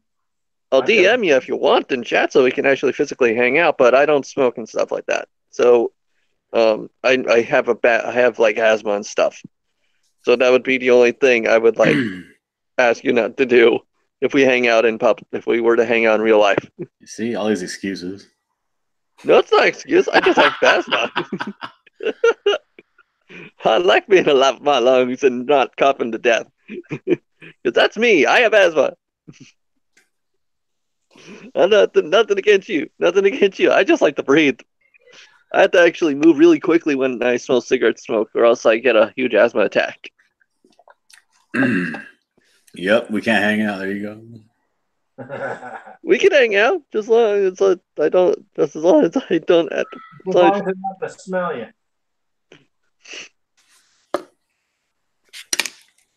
I would like that Bulbasaur. Well, I can't find my white paint. So I guess this Bulbasaur's not going to have any eyes. It's defective. Don't worry, I'll take it as my Pokemon anyways. Bulbasaur use tackle. Hits a tree. Or you can make it into a Ditto. You put two little black dots? I mean, I don't like the Ditto version very much, but if you do the white, it's like if you ever find your white, that'd be pretty cool because that's a pretty awesome looking Bulbasaur. I mean, I would love to see you with white eyes. I just don't have any tools to sculpt this thing. Oh. Like I got this little tongue depressor and I sanded it down so that it has like a smooth, rounded edge. Ooh, nice. And that's what I've been trying to do the shaping with because I don't have any actual sculpting tools. So is it from like one of those Dr. Compress ones, or is it from like a popsicle? No, it's from a craft store. You just buy them like that. Oh, okay. They sell them like I think they market them as like miniature lumber because they're actually to scale. Like they sell them also in that polystyrene, not polystyrene. What's that? I forget the name of that plastic that they use for modeling with the miniature lumber. But it's really cool because it's like if you were to scale it up, it would be the exact dimensions of like a 2x4, Nice. like 1 3/4 by 3 3/4. Are you doing fractions over there? I've seen it's like so I was listening in the chat about the auctions from Cross Comics and stuff. Mm-hmm. Do you guys get a see? Well, I hit up Nasser about it a little while ago when I was on his channel, Oh, okay. and he said he'd be interested in doing that. Nice. Because yeah, I mean it's great and all, but the thing is, Cross doesn't have that many people that goes to his channel. That's true. And I'm And it, usually on, but I've been sick and this is the first time I've been online in a long, long time for a stream. It's been about 2 weeks. yeah, I know. And that day when I left when I was on your stream and I left, I was actually getting sick that day, literally. I just didn't know it, so I didn't It even was all make a the video cigarette that day. smoke. I was actually getting sick that day. It was so annoying. So I'm like, I'm on Cross's channel, then I'm silent on your channel for some reason. I'm like, I don't know why. And all of a sudden, I'm like, it's like I'm getting ready to do my normal schedule of my video, and all of a sudden, I'm like, I don't feel like doing a video. I feel like lying down and sleeping, and my stomach is in pain. That's awful. And then it got worse, and I couldn't hold stuff down, and it was just a weird stomach flu. It was like this. It's been this weird lingering stomach flu, and it's not fun. And finally, I'm getting better because 1 week ago I was thought I was feeling better, and I overdid it, unfortunately, and I got a relapse. So I was almost better. So I haven't done a video besides from that Frieza video on my channel, and I still got to catch up on reviews, but right now this is just relaxing, getting back into motion and all that stuff. So talking to you guys is helping me as well. Oh, you're welcome. No Hey, problem. Reed, how many active viewers do you get when you do like a drawing live stream? I don't know. I haven't done one yet. Oh, okay. Saying I mean I activated my live stream abilities, so I just need to do that one. Just need to try out a live stream. I don't say because Reed got a gang of subscribers, but I don't know how many he has people watching live when he goes live. Who? You? Yeah, you got 1,000, man. Yeah, that's weird. I posted I posted I did an unboxing of my drawing tablet, and I've got almost like 600 people subscribed just from that. Damn. Sweet. Yeah, just one video. But I took the time and I edited it real nice. I added music and all that jazz. But Yeah, I can't do editing on my pads or my phone because I don't know how to. I guess I got to download some apps for that, I guess. I've been slowly working my way through the YouTube's Creator Academy as well, which is helping. You guys jumped into any of them at all? The YouTube Creator Academy stuff? Yeah. No, No, I I haven't. haven't even heard of it, to be honest. I barely heard of it because I was looking at your Twitter and I'm like, oh, that's cool. Yeah. When you go into your Creator Studio, it comes up as recommended. And then you click on it and you watch a couple vids. And there's a little test afterwards. And then when you take the test, they send you a little certificate. And I think there's 24 of these little tests and stuff that you do. And after each one, they give you little tips and tricks on how to boost your viewers and your subs and all that jazz. This is in the Creator Studio? Yes, it is. Yeah. There should be when you go into your Creator Studio, the first window that you see should have a couple pictures of YouTube community and stuff like that. It's one of those pictures. Okay. And you just kind of follow along with the videos and don't skip through them. That's the thing. If you skip through these things, YouTube sees it and they know that it's just a gimmick for you just to complete the assignments. What I did is I took my time and I jotted down notes and stuff for making my videos a little better. And I actually take the time and I edit some of my videos real nice. And I don't do a lot of live. YouTube doesn't like live streaming. I don't do a lot of live streaming. And then when I do, I'll instead of deleting them, I'll put them as unlisted. And that way I don't lose my watch time. But nobody gets to see them after I do that, right? So the only stuff that you see as a stranger visiting my site or my channel is the stuff that I want you to see, right? Okay. This stream is done. I'm going to mark it as unlisted. Nobody will ever see it again. But the 2 or 3 hours of watch time is still logged because I didn't delete it. Right? So in order that makes sense. for me to get monetized, I have to have 4,000. They require you to have 4,000 watch hours, right? I believe so. Yeah. But nobody's going to watch your channel if it's just a bunch of crappy live streams where we're just sitting around. Unless if you're like Ethan Van Sciver, where they're hilarious because they're Cecil. Yeah, exactly. Yeah. But here we have Elric instead. So. Yay! I can do my Frieza voice if you want. That's all right. Huh? Okay. Huh? I had Denali on here one time for one of my little. I was doing a little series of the art ofs. That's kind of why I changed the name of my channel to The Art of Read, because I'm going to continue doing the art ofs. But basically, what I was doing is I was showcasing some art books that I have in my shelf, and every episode I just picked a different book, right?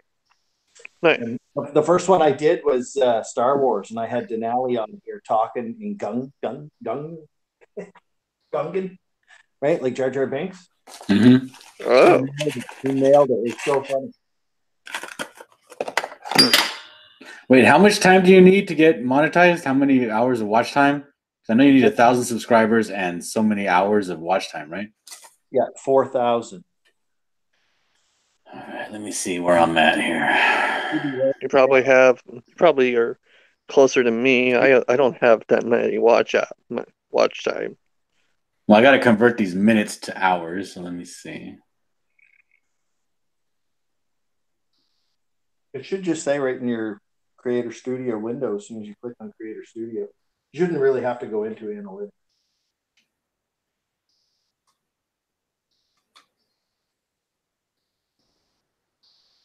Okay, grab so my we got laptop and I can screen share it. 52724. Watch divided by watch minutes. Okay. Divided by 60 equals 878 minutes or hours. Of watch time? That's what you have right now? Yeah, 878 hours. I think I've got, I'm still a ways to go, but I think I'm at 1,700 or something. I only have let's see. How many minutes do I have? Let me check my studio. Let's see. But yeah, after you take those Creator Academy workshops, you kind of realize that advertisers aren't going to want to pay you if you're swearing a lot, right? Because you never know what advertisements are going to be shown in the front of your video, right? Yeah, my watch minutes are 4,749. And another reason why I changed the name of my channel is because YouTube is a business and it should be treated as such.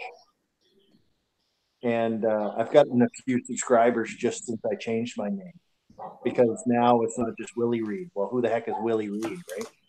But when you put in the art of Reed, you're going to have a lot of people searching for the art, right? And then you come up with because you're recognized as an art channel.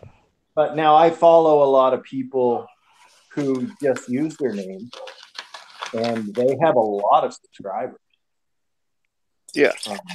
but they've been around. They've built their name over so many years, right? Yeah, and plus you always have the outliers that can just they succeed in spite of. Yeah. There is a new one that's going. There is something new that's going on around that. Rick, you're only at 78 hours. Yeah. Of what? Yeah. Yeah, I only have 78 hours. Well, we'll get you fixed up. I gotta do it on my calculator. I don't know how to. I really don't know how to use the Creator Studio that well. I'm using my calculator and converting the minutes to hours. So your calculations very well could be wrong. They could be. Yeah, I only got about 70 hours of watch time. I got a load to go. But the thing is a lot of people these days, when they visit your channel for the first time, they're not going to sit there and watch a 20-minute video. So you'll notice that a lot of my videos that you see right off the bat are about 5 minutes or less.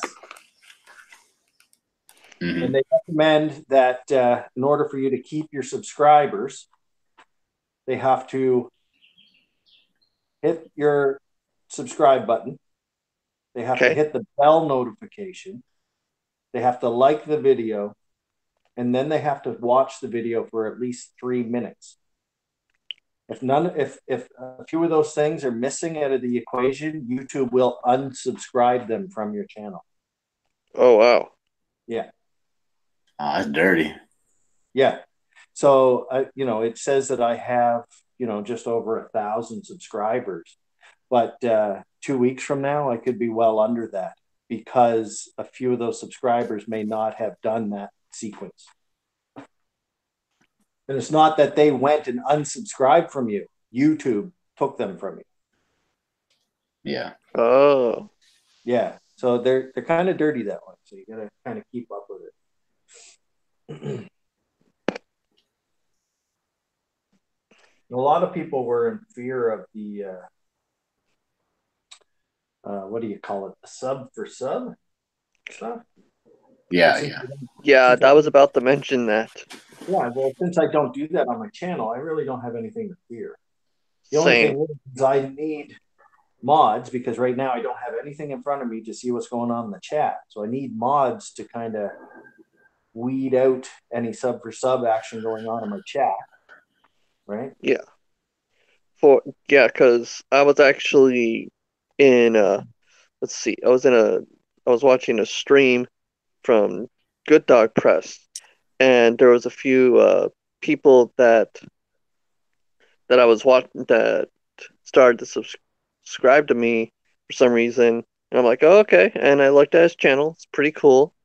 And then I started watching his streams, and all of a sudden I just got a whole bunch of subs, and I'm like, what's going on? And then all of a sudden I realized all the channels that were connected to them were like sub for sub channels. And I'm like, I'm just gonna slowly and quickly walk away.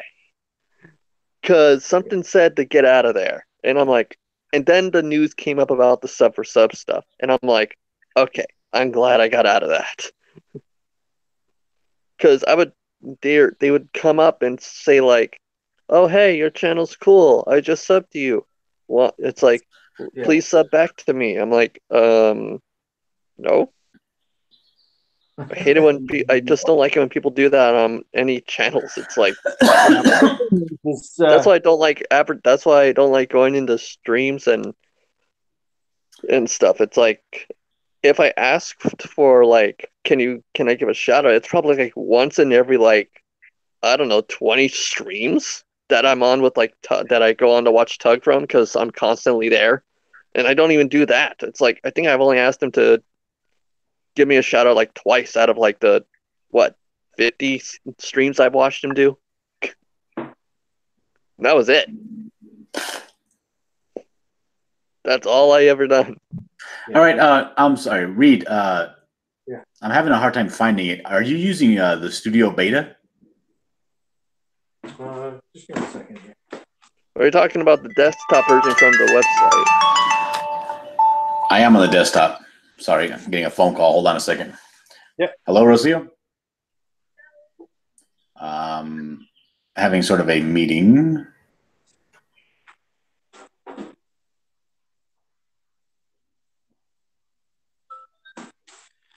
All right, I'll see if I can find it here.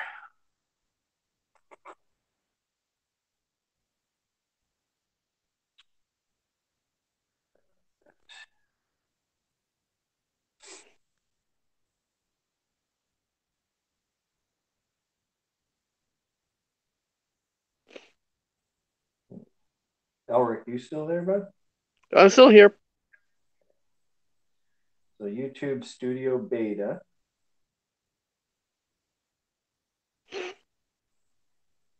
And it's right in here. You just click on one of these little things.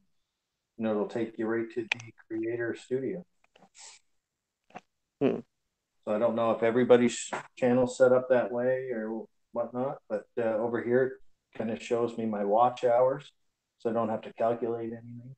Right? So I can barely see. That's like I can see two. Oh, there we go. Yeah. Okay, so I you are using Studio Beta, correct? Yeah. Okay. Well, hang on. I'll go back to my channel. Okay. Okay. So what I do is I go and I click on YouTube Studio Beta. And I click on it. Okay.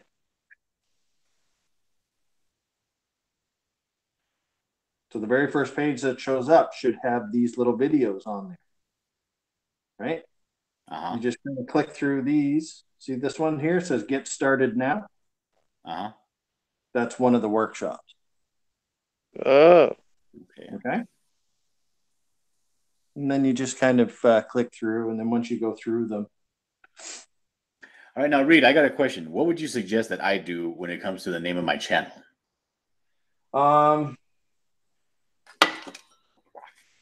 Okay, here's the thing. Do you stream games on your channel? Stream games? No. So you're not a gaming channel? Correct. I would omit the gaming the system.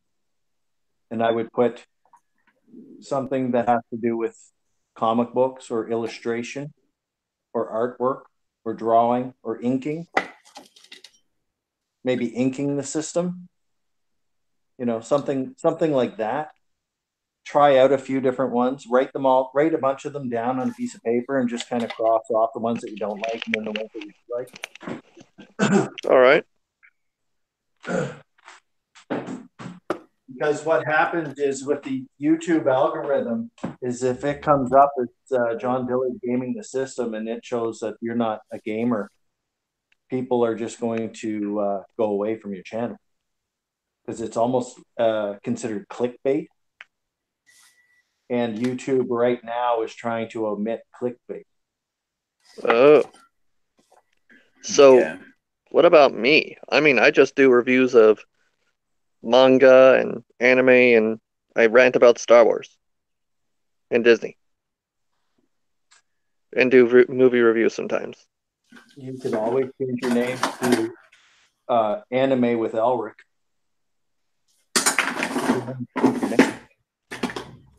Right? Actually, that's what I was, to be totally honest with you, that's what I was going to label the video for when we do sit down and talk about anime. Nice. The name, yeah, I was just going to put Anime with Elric. And then that way it's not deceiving. You know exactly what you're clicking into when you're going to watch the stream. Yeah. Right? So, yeah, but let me know because I'm actually feeling better now, so we can actually do this. Oh, yeah. On a more in-depth scale with anime. Yeah. Well, right now I'm free on Thursdays, Fridays, and Saturdays most days. But right now we're on March break here, which is like considered spring break, even though we just had 2 feet of snow. Right now it's considered family time. So right now it's not a good idea. Okay. But yeah, no, definitely sometime in the near future. All right. Yeah, John, if you're interested in growing your channel seriously, I would recommend that you do a few of these Creator Academy workshops and really sit down. Don't skip through them.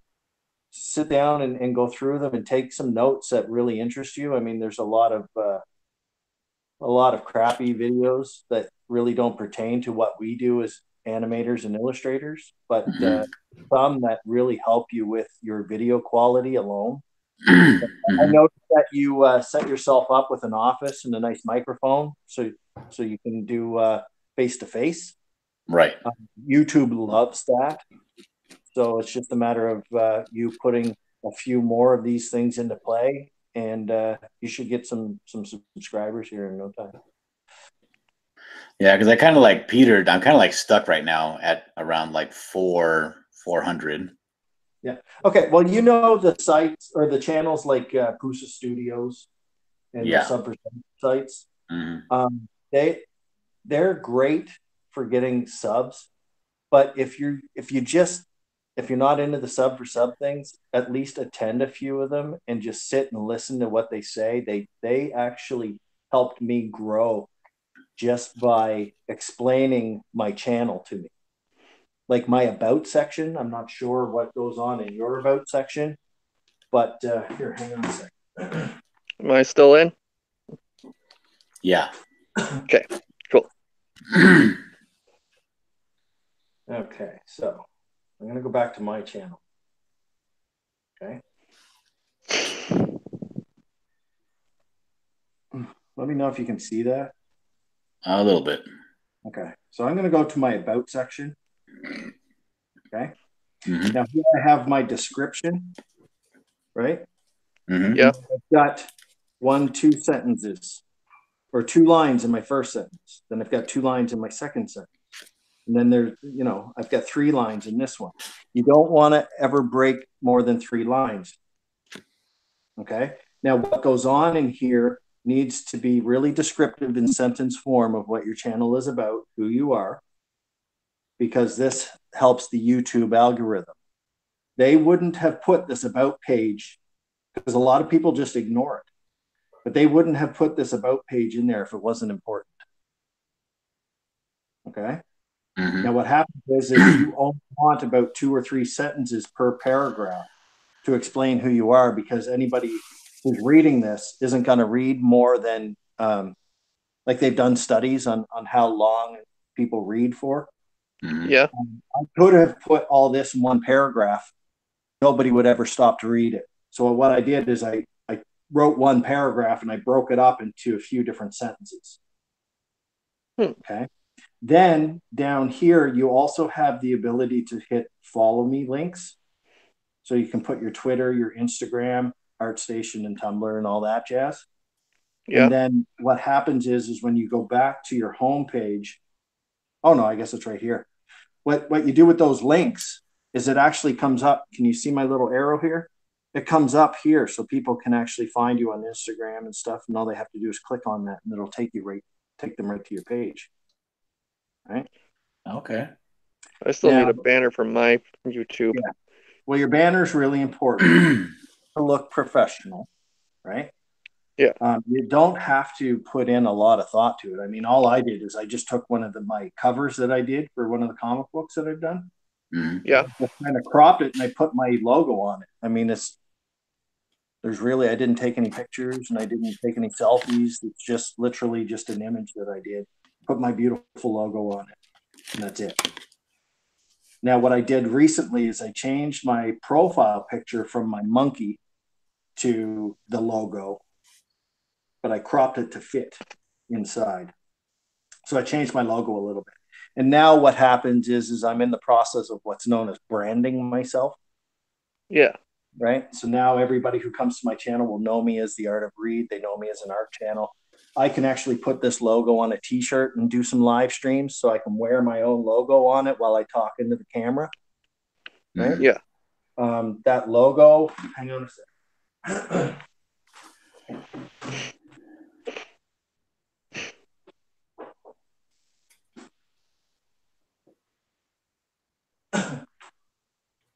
So now that logo, I actually, I was having a hard time with my illustration boards. Mm-hmm.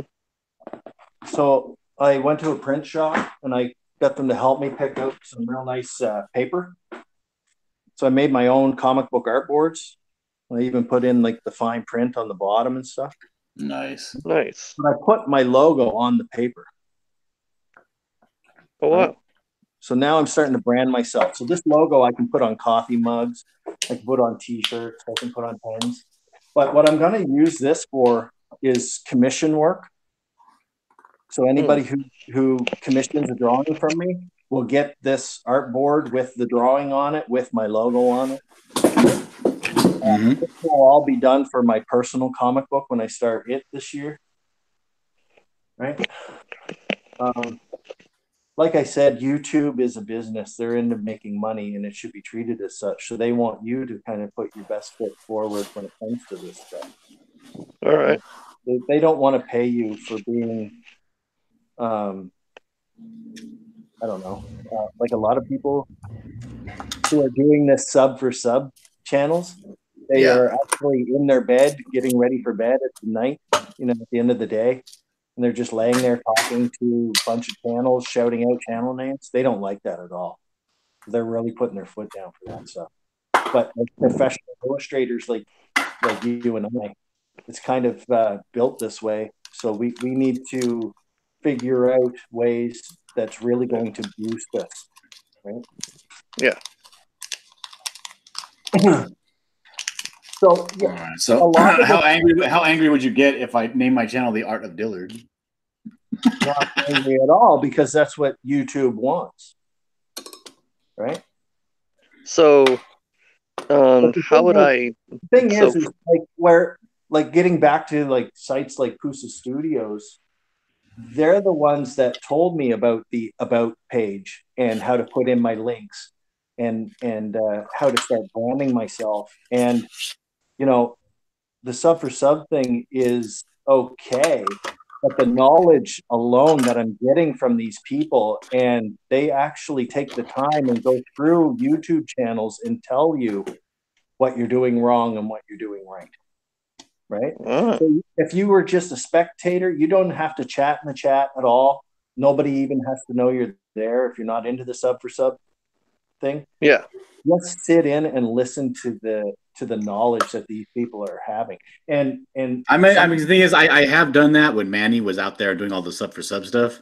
Yeah. And I went over there and I took a look. I never engaged with them, but I was watching, and I don't know if it's because I don't know their schedule or whatever, but every time I was watching, it was just a bunch of stuff that they were doing a bunch of, I guess, the sub for sub stuff that I had no idea what they were talking about.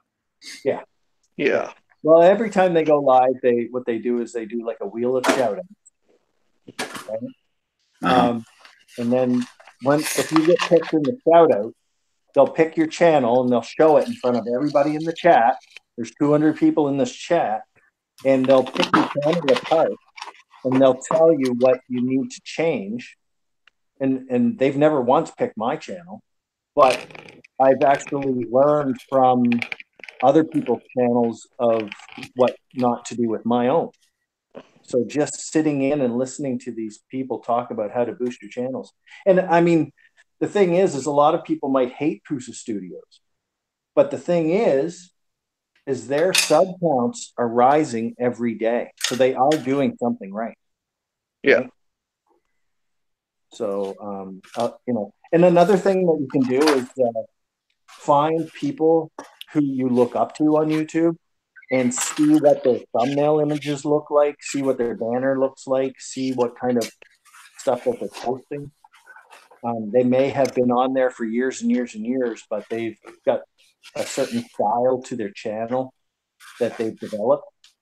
Yeah, because I was hearing that you need to have thumbnails that are not only eye-catching, but that you need to have thumbnails. When somebody sees the thumbnail, they know automatically it's from your channel. Yeah, exactly. Yeah. So, you need a little bit of editing skills, and like I said, YouTube really hates these live streams, which is odd to me, because with the super chats, in some cases they make a fortune off of super chats alone, because they take a certain percentage. I think it's 30%. Yeah. Of super chat, right? So you'd think they'd actually appreciate live streams, but they don't. Because I think what they want to do is they want to make most of the money off of advertisements.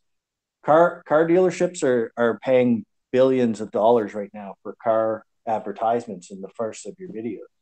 They make a lot more money from a car dealership than they ever would from a $2 super chat, right?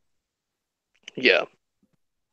And another thing that you can do, speaking of super chats, another thing that you could do to boost your channel is to go on to somebody's channel that has, 1 million subs, send them a super chat and say, listen, I'm new to the YouTube industry and the art industry, and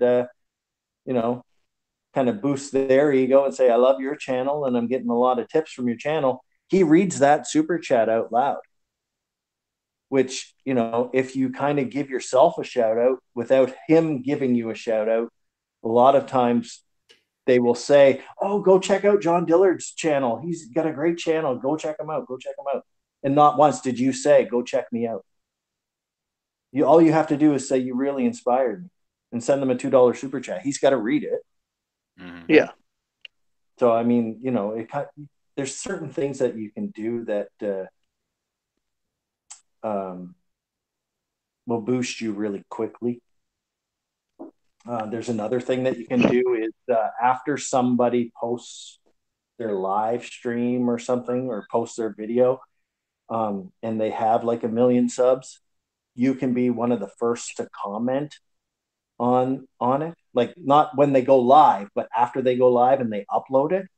Mm-hmm. You have the ability to go into their comment section, and you can kind of brag them up and say, oh, John Dillard's the man. He's the reason why I got back into comic books, and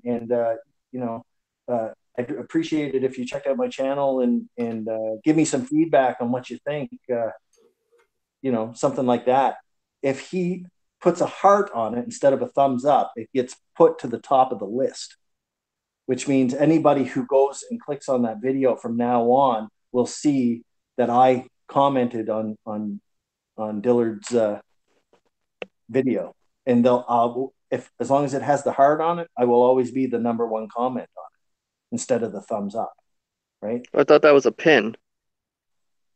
Well, yeah, but he can take the time to pin it, or he can take the time to heart it, right? A pin will always show up at the top, but he could have 3 or 4 different hearts and different comments, and those 3 or 4 will always be. I always give people hearts because I rarely get people commenting. Yeah. But once I realized that, I went back and I deleted a lot of my hearts. Right? I only want the ones like who comment on it that say something really special about my artwork or my video. Those are the ones that get my heart. I don't get the one, hey, new friend here from Pusa Studios. They're not going to get a heart from me, right? And that's another thing. You never tell them. It's kind of a slap in the face if you were to tell them where you're from. Hey, seen you on Pusa Studios. That's a slap in the face for you. That's a slap in the face for the person you're subbing to. And then it's also a slap in the face for Pusa Studios, because YouTube sees that. And then they know that it's a sub for sub channel, right? They don't want that. They tell you straight up when you go to these sub for sub channels, do not tell me sub for sub in the chat. Do not say got you. Do not, there's a whole bunch of stuff. Do not say subscribe. And then there's another one that they don't really talk about unless it's been brought up. But when you go visit these people's channel and you're trying to get their subs, you do not tell them that you're from John Dillard's Gaming Systems channel. Hey, seen you on John Dillard's channel. It's a slap in the face, right? Yeah. Now, there's a lot of these rules that are a little sketchy, like when it comes to swearing and stuff like that. It's okay to rip off an F-bomb once in a while by mistake. Yeah. Every second word, if it's an F-bomb, it's a little different. You know what I mean? Yeah. But then again, like, how do you know if it's a mistake or not? Then there's the sketchiness of like the clickbait titles, right? Oh, an artist sits down at an easel. Watch what happens. What? And then all of a sudden you click on the video and here I am sitting at an easel and I'm drawing and nothing really happens. I'm just sitting here drawing. That's kind of clickbait, right? Watch what happens. Okay. Well, I just watched him draw something. There's really nothing worth clicking on, right? So that YouTube thinks that's like clickbait, right? Yeah. With my videos, I do my drawings, I call them Let's Draw. And I say, let's draw an anime character. Then I put the name of the anime character and I draw that character. Yeah. For my videos. Yeah. Well, you're doing it good. Yeah. But, there's the little things that you could do is you can change your name to, I don't know, Illustrate with Elric, or or just change the title of the video, right? Animating with Elric, or something catchy, but make it so people who are clicking on it know exactly what's going on in the Yeah. video. But yeah, John, if you guys are serious about taking your channel a little more seriously, we can do a hangout and just talk about some of the information that I've learned along the way. Sounds interesting. No, absolutely, that'd be great. And I just want to know when. Yeah. See, my schedule is so crazy. I got this new work schedule, man. It's awful. It sucks. I mean, take your time, but in the meantime, I'm going to be going over and doing all that stuff with the YouTube seminars that you were talking about. Yeah. See if there's something you can do to make your thumbnails look consistent throughout all your videos. And you can go and change your thumbnails from old videos as well, so they all match.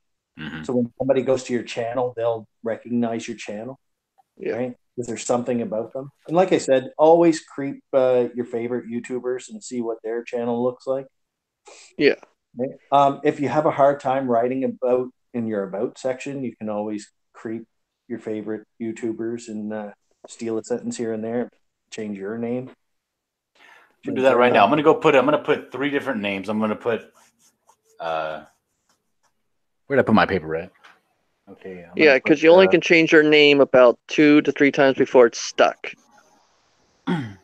Yeah, YouTube doesn't want you changing your name. That drives them nuts. Well, I haven't changed it yet, so I should be good. And but I'm gonna go put I'm gonna put up a little thing on Twitter, like a poll or something, and see what people would. So if they want it to be. Now your name is one thing, but your banner and your profile picture, I believe you can change that unlimited.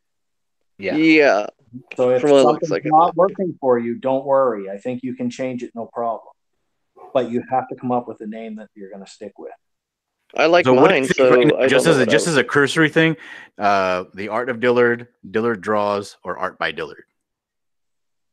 You can always put drawing with Dillard, right? Like, there's a lot of stuff. Drawing with Dillard has a ring to it, right? Like I said, the art of Reed doesn't really have a ring to it.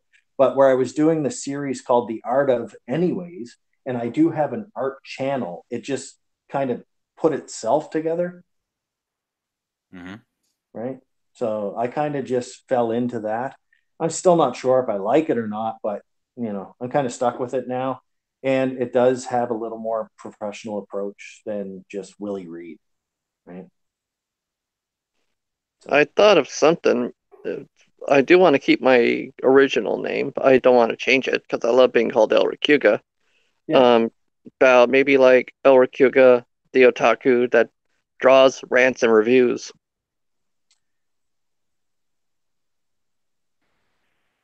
Yeah, I would break that up to flow better. Yeah, I would work on it. I would break it up to drawing, rants, and reviews. I would keep that separate from Elric Hyuga. You know what I mean? Yeah, but I like being called Elric because that's what everybody knows me as. Yeah, no, I don't blame you. I don't blame you at all. It's cool actually, but like, and I only in my I would always change it to illustrating with Elric or animating with Elric or something that's got that sound to go with your Elric. Drawing with Elric doesn't really have a good ring to it, but if you were to say anime with Elric, it's got a nice ring to it. People would want to click on it. People know you're an anime channel. Whether you're drawing it or watching it or reviewing it, anime is still within your realm. Yeah. Right? So John Dillard, you've got drawing.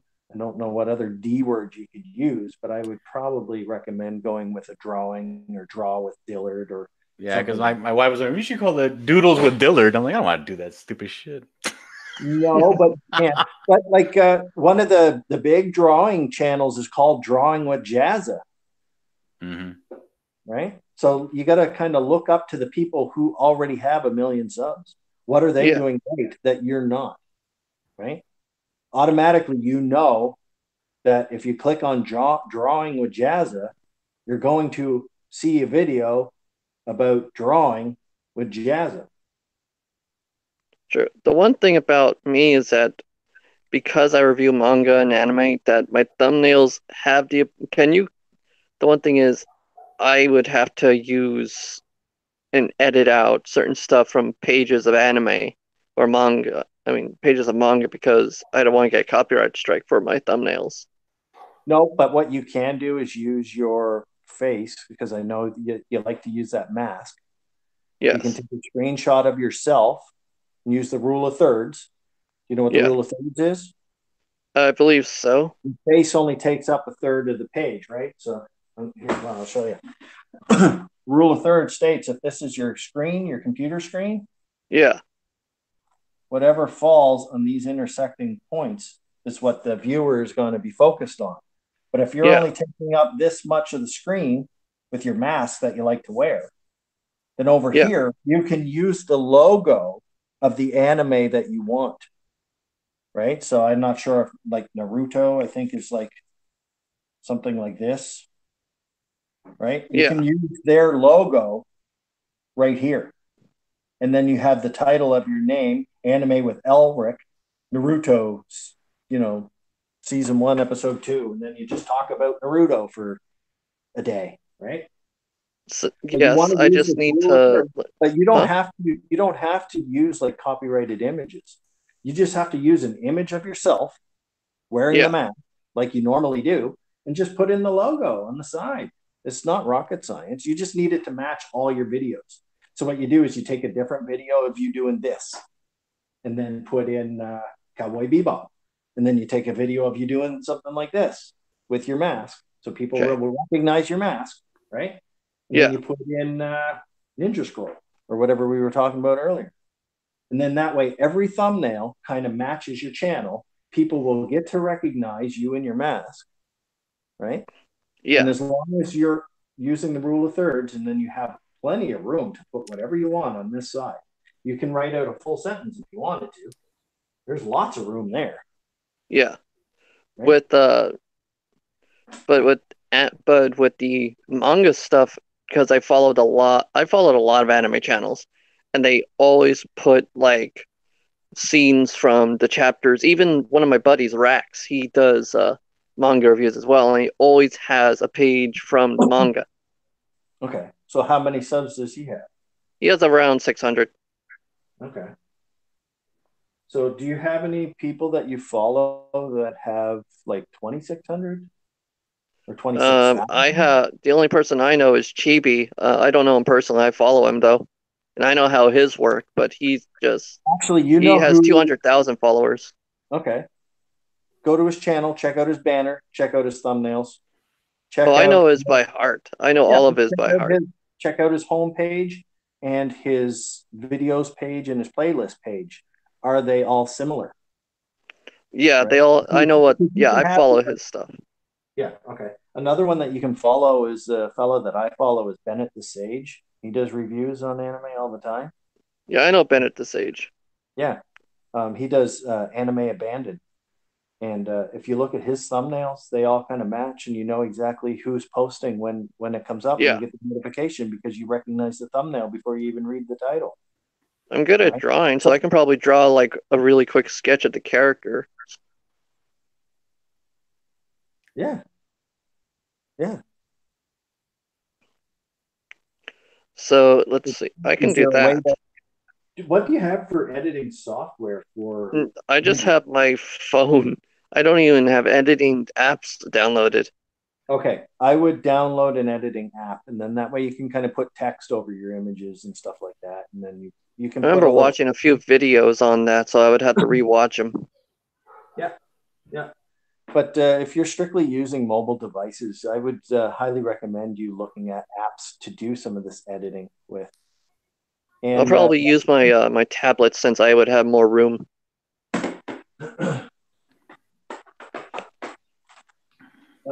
oh shit, I'm using my phone right now as the over-the-shoulder camera. Or I would have showed you some of the apps that I've got on my phone, but I don't really use them. I use Photoshop a lot to do all my thumbnails and all my major editing. And then for like a lot of my videos, I just use the iMovie on my iPad or yeah, Ah, on my iPad or my iMac, and then I yeah, I can just use my little camera phone video recorder on my phone for all my videos. yeah take a look and see what you've got in there for editing, and maybe you can probably put together a bunch of different It's clips or extremely minimal on my stuff for my camera. It's like I can only like draw on it, add emojis, and like shorten the video, and that's it. yeah. See what I like about my iPad is I can kind of set it up and do my unboxings and stuff. And then instead of taking up all my memory on my iPad to edit this movie, I can airdrop from any Mac. So I can airdrop from my iPad to my laptop and take it to work with me, and I can edit all my movies right from work. You know what I mean? Nice. Yeah. So that's the thing about Apple products is they kind of all fall into the same little connection. So if you have an iPhone, you can airdrop all your videos onto your laptop and edit it right from your laptop. Nice. A lot of the phones these days, you don't even have to do that. Right? A lot of the phones these days, you can make a full blown movie right from your phone. You know, That's true. I mean, I don't know if you guys know this or not, but like a lot of shows, like The Walking Dead, when they're walking through the woods and stuff, and the camera's all bouncing, that's a lot of the times those are filmed on an iPhone, and that's why it looks like they're walking with you or you're walking through the woods with them. It's because somebody actually is walking through the woods on an iPhone, and then they just ah, move into their software, right? So I mean, yeah, they tell you this stuff inside that Creator Academy. That's one of the things that they tell you is you don't need a lot of fancy equipment. Most of the stuff you can do right from your phone. that makes sense. I Okay, mean, so far on the poll on Twitter, it looks like people want me to go with drawing with Dillard. Well, it's simple, it's to the point, and it actually is what your channel is all about. Now, it sounds kind of corny drawing with Dillard, but it's got a ring to it. And if you come up with a really badass logo, man, it could be something. All right, can I pick your guys' brains for a second? Like, you guys are pretty familiar with me, right? yeah, Looks we got another vote for the art of Dillard instead. that Okay. was me. Okay. No, wait, Okay. I picked drawing with Dillard. Oh. But okay, so you guys are pretty familiar with me and the way I kind of do things on my channel. What do you think like the feel of my logo should be? Hmm. Um, I'll tell you what I was going to do with mine, and feel free to steal it if you want. But you can do a white logo and splatter some ink on a page and put the white logo on the ink with Photoshop, Okay. right? Mhm. You can always do that. That's what I was going to do. I was just going to put a great big ink splatter on the page and then put my logo on it. And then that way people will know that I'm an illustrating channel. Because when I start to do my comic book stuff, people will know that I'm an inker, right? My Mm-hmm. logo and stuff will all be covered in ink. My fingers and my paper and all that jazz is going to be covered in ink. So why not make ink my logo? But Yeah, you can always take some charcoal and like look how sketchy and rough this stuff is. You can always kind of draw out a logo and use it as well. that's true. People like the looks of pencil lines. Yeah, they do. So, Definitely. if you're a drawing channel, you might want to think about hand drawing your logo, Hmm. but with it, man, like, and nothing's set in stone. I think you can change it into infinity. I don't think there's a set amount that you can change it, but I know that you can't change your name very often. Whatever your That's true. name your channel is, you kind of have to stick with it. I think they only give you 2 or 3 chances. So I took the chance of at the art of Reed. I still don't know if I like it or not. I feel like I'm kind of stuck with it. But um, I was quite partial to Willie Reed. But then again, who is Willie Reed? Nobody's going to click on that. Yeah. Unless a big name like Doug TenNapel. What's his channel called? Doug TenNapel? I have no idea. Yeah. It actually. Let me check. I have But his. if you think of I'm trying. I'm if you subscribed to think him. of Ethan's channel, his is Comic Artist Pro Secrets. You go to his channel, you expect to see comic art pro secrets, right? Yeah. Yeah. But he's, Yeah. It's just Doug TenNapel for him. is it? Yeah. Now, if you go to Mike S. Miller's, his is Blacklist Universe.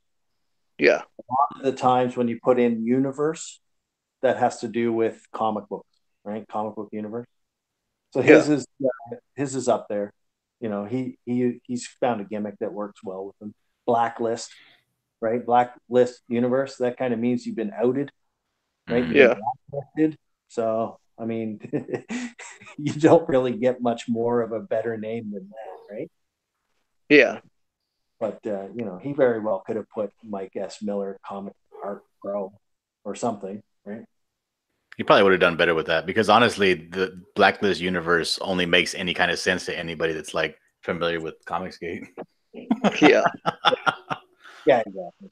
So, but yeah, no, I would work on it. I would try different logos for each one that you are particular. Like if you've got three different logos that you're kind of torn with, or three different names that you're torn with, try a Mhm. logo for each one, or try a couple of logos for each one and see what resonates with your peeps, Yeah. right? Hey, are you able to see my screen Yeah. No. from where you're at? No. I just see your icon. Well, I'm not sharing it. I'm just asking if because I know he was sitting facing away from something. Well, I got my laptop here. Okay, so like I want to do like I know this is what kind of like this right here, this art logo. Ooh. Yeah, I that's would nice. I would like something like that, but even more than that, I would like something like this Kingdom Rush one. Yeah. I like that. I like the way that looks. And I also like something like this, but instead of guns, different types of drawing instruments. Nice. I think I found out my name that I should do. Now, of those three that I just showed you, which one best encapsulates like when you think of me or my channel? Well, considering you're doing Tales from the. Yeah, but that's not going to be the whole thing. You know what I mean? That's true. Just kind of like the way I talk or the way like we kind of hang out in our channel and the way we do stuff. Which of those is more me? The one that you're showing me right now. Yeah. This one, the with the skull? Yes. Yeah. To me, that resonates with you. Yeah. And like you said, you can put a bunch of crow quills or inking supplies or paint. And I'll even throw a big splash of ink in the front and write it like the cursive in front of that the art or art by Dillard or drawing with Dillard. You know what I mean? Yeah. With the first one you showed me, yeah, the first that one, it's nice, but it seems more like tranquil and like calm. This one here, the art studio one, that is a real professional logo for an art studio. Are you a Yeah. professional art studio? It could be. I don't know. Well, that's the thing. What kind of stuff do you think you're going to be putting out in the future? Are you going to be linking your website so you can charge money for some tutorials later on down the road? Yeah. Well, then you might want to consider something like that. But again, you said this stuff, this logo stuff, this can all change. It's the name that needs to remain. I believe so. Yeah. Because I But know even I've changed my icon, I've changed my banner at least 6 times already. yeah. See, I don't think there's a limit to that stuff. I think YouTube prefers if you keep it consistent, Mm-hmm. but the name itself, they really don't like. Like, how many times has YouTube changed their name? Yeah, yeah. Yeah. It's been YouTube forever, right? Yeah. So that's the thing, And you'll figure all this stuff out in the that Creator Academy. Once you get in there and you take a few, you watch some of the videos. A lot of the times they're boring and you don't really get much out of them. But if you get one thing out of it, write it down so you don't forget it. And then that way you don't have to go back and say, okay, which video was this from that I seen this in? Just write it down. Say, okay, this little snippet here was from this workshop that I did, and you'll gain a lot of information. Yeah. What I'm going to do right now is I'm going to set up all my thumbnails so they kind of match my channel. That's cool. Yeah, I'm gonna get on this. I'm gonna get on this this Creator Studio tutorials. Another thing, real quick, it's a lot of information to take in all at once. But your homepage right here where it says uploads, you can delete that and put in your own uploads, and you can title it The Art of Dillard or Drawing with Dillard. Mm-hmm. And then what happens is it goes into the YouTube algorithm and it gives you a better chance of being seen that way. It's just one of those little secrets that if you delete the existing one that YouTube has set there and put in your own, you can reach more people. And that's a secret, right? Mm-hmm. So that's why it says The Art of Read Uploads. This is my own. I deleted the original uploads that was there. And your homepage is kind of like it's your homepage, right? This is the first thing that people are going to see when they come to your channel, right? So what you want to do is you want to put your playlists in there, right? A lot of people, when they go to somebody's channel, there's no content in here. They have to surf through here and go to videos or playlists before they find any videos on your channel. Other than that, it comes up, there's no content on this page. So make sure your homepage, and I've got the community tab now. I can do a little shout out to people without ever having to post a video or anything. I can do a poll, right? So, once you get to that 1,000 sub, you're kind of unlock a few things, right? Mm-hmm. But you wouldn't have put the homepage or the about page in there if they weren't important, right? So make sure you take the time and kind of oomph yourself a little bit, right? With the one thing about me is that a lot of the people I find, the YouTubers I follow, like they only have like one thing to them. Like you have some of the prominent YouTubers that I follow are like for Neverworld and Lost Paws and Chibi Reviews, and they have nothing that states in their name besides from stuff. So I'm Elric Hyuga, so that's the combination of two of my favorite characters, the names, which is Edward Elric from Fullmetal Alchemist and Hinata Hyuga from Naruto. Right. So how many people do you think would get that reference? A lot of anime people. Okay. So maybe you just have to just add that word anime. Yeah, you need to focus on anime then, because the thing is, I watch anime and I don't get that reference. Yeah. I knew it was from something, right? I just didn't know what. But because when I think of Elric, I think of Ulrich von Liechtenstein from The Knight's Tale. You never watched Fullmetal Alchemist, have you? No, not at all.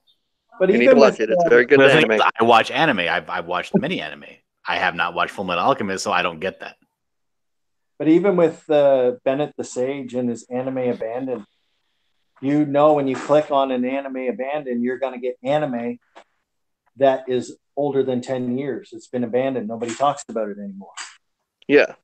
Right? And that's the whole gimmick of his show, is when he does the Anime Abandons, is it's old anime. It's not, you won't see anything 10 years and newer. It's always been 10 years and up. Yeah. In age, right? So that's why he called it Anime Abandoned. And it worked, And plus he's got really good content. He's a really good speaker. He's entertaining, right? Yeah. But I can't put in clips and stuff like that, so I don't know how to do that. Well, it will come in time. It'll come in time. You'll pick up something new every day. Take those Creator Academy workshops, man. They tell you how to do some of the stuff from your phone. They tell you that you don't need high-end equipment to do this stuff. You can start right now. And I have been. I mean, it's almost been a year since I've been on YouTube. I started in 2012 12 or something, man, and it took me this long. But then again, I wasn't posting anything. I wasn't in front of the camera. This is all new to me, right? So am I. It's like I created my account years ago, but I never created a video. Yeah, exactly. And that's your problem. So now we've got some catching up to do. Yeah. Now we're supposed to be doing what we were supposed to do in the first, right? If you go back, if you go and look up some of these people that you follow and they have a lot of subs and they have a lot of content, if you go back to some of their very first videos, you can tell like there's been a progression. Oh yeah, definitely. Right? They didn't start off with all this fancy equipment. They picked it up along the way. That's correct. All right, brothers, I got to get out of here. But yeah, I do too. Thank you very much for all the information, dude. I'm thank you. Taking it to heart, and please let me know when you're available so we can talk some more. Yeah, absolutely, man. Yeah, I'm here to help. You too, Elric. I'll see you later, man. All right. See you later, John. Bye, guys. All right. Bye-bye.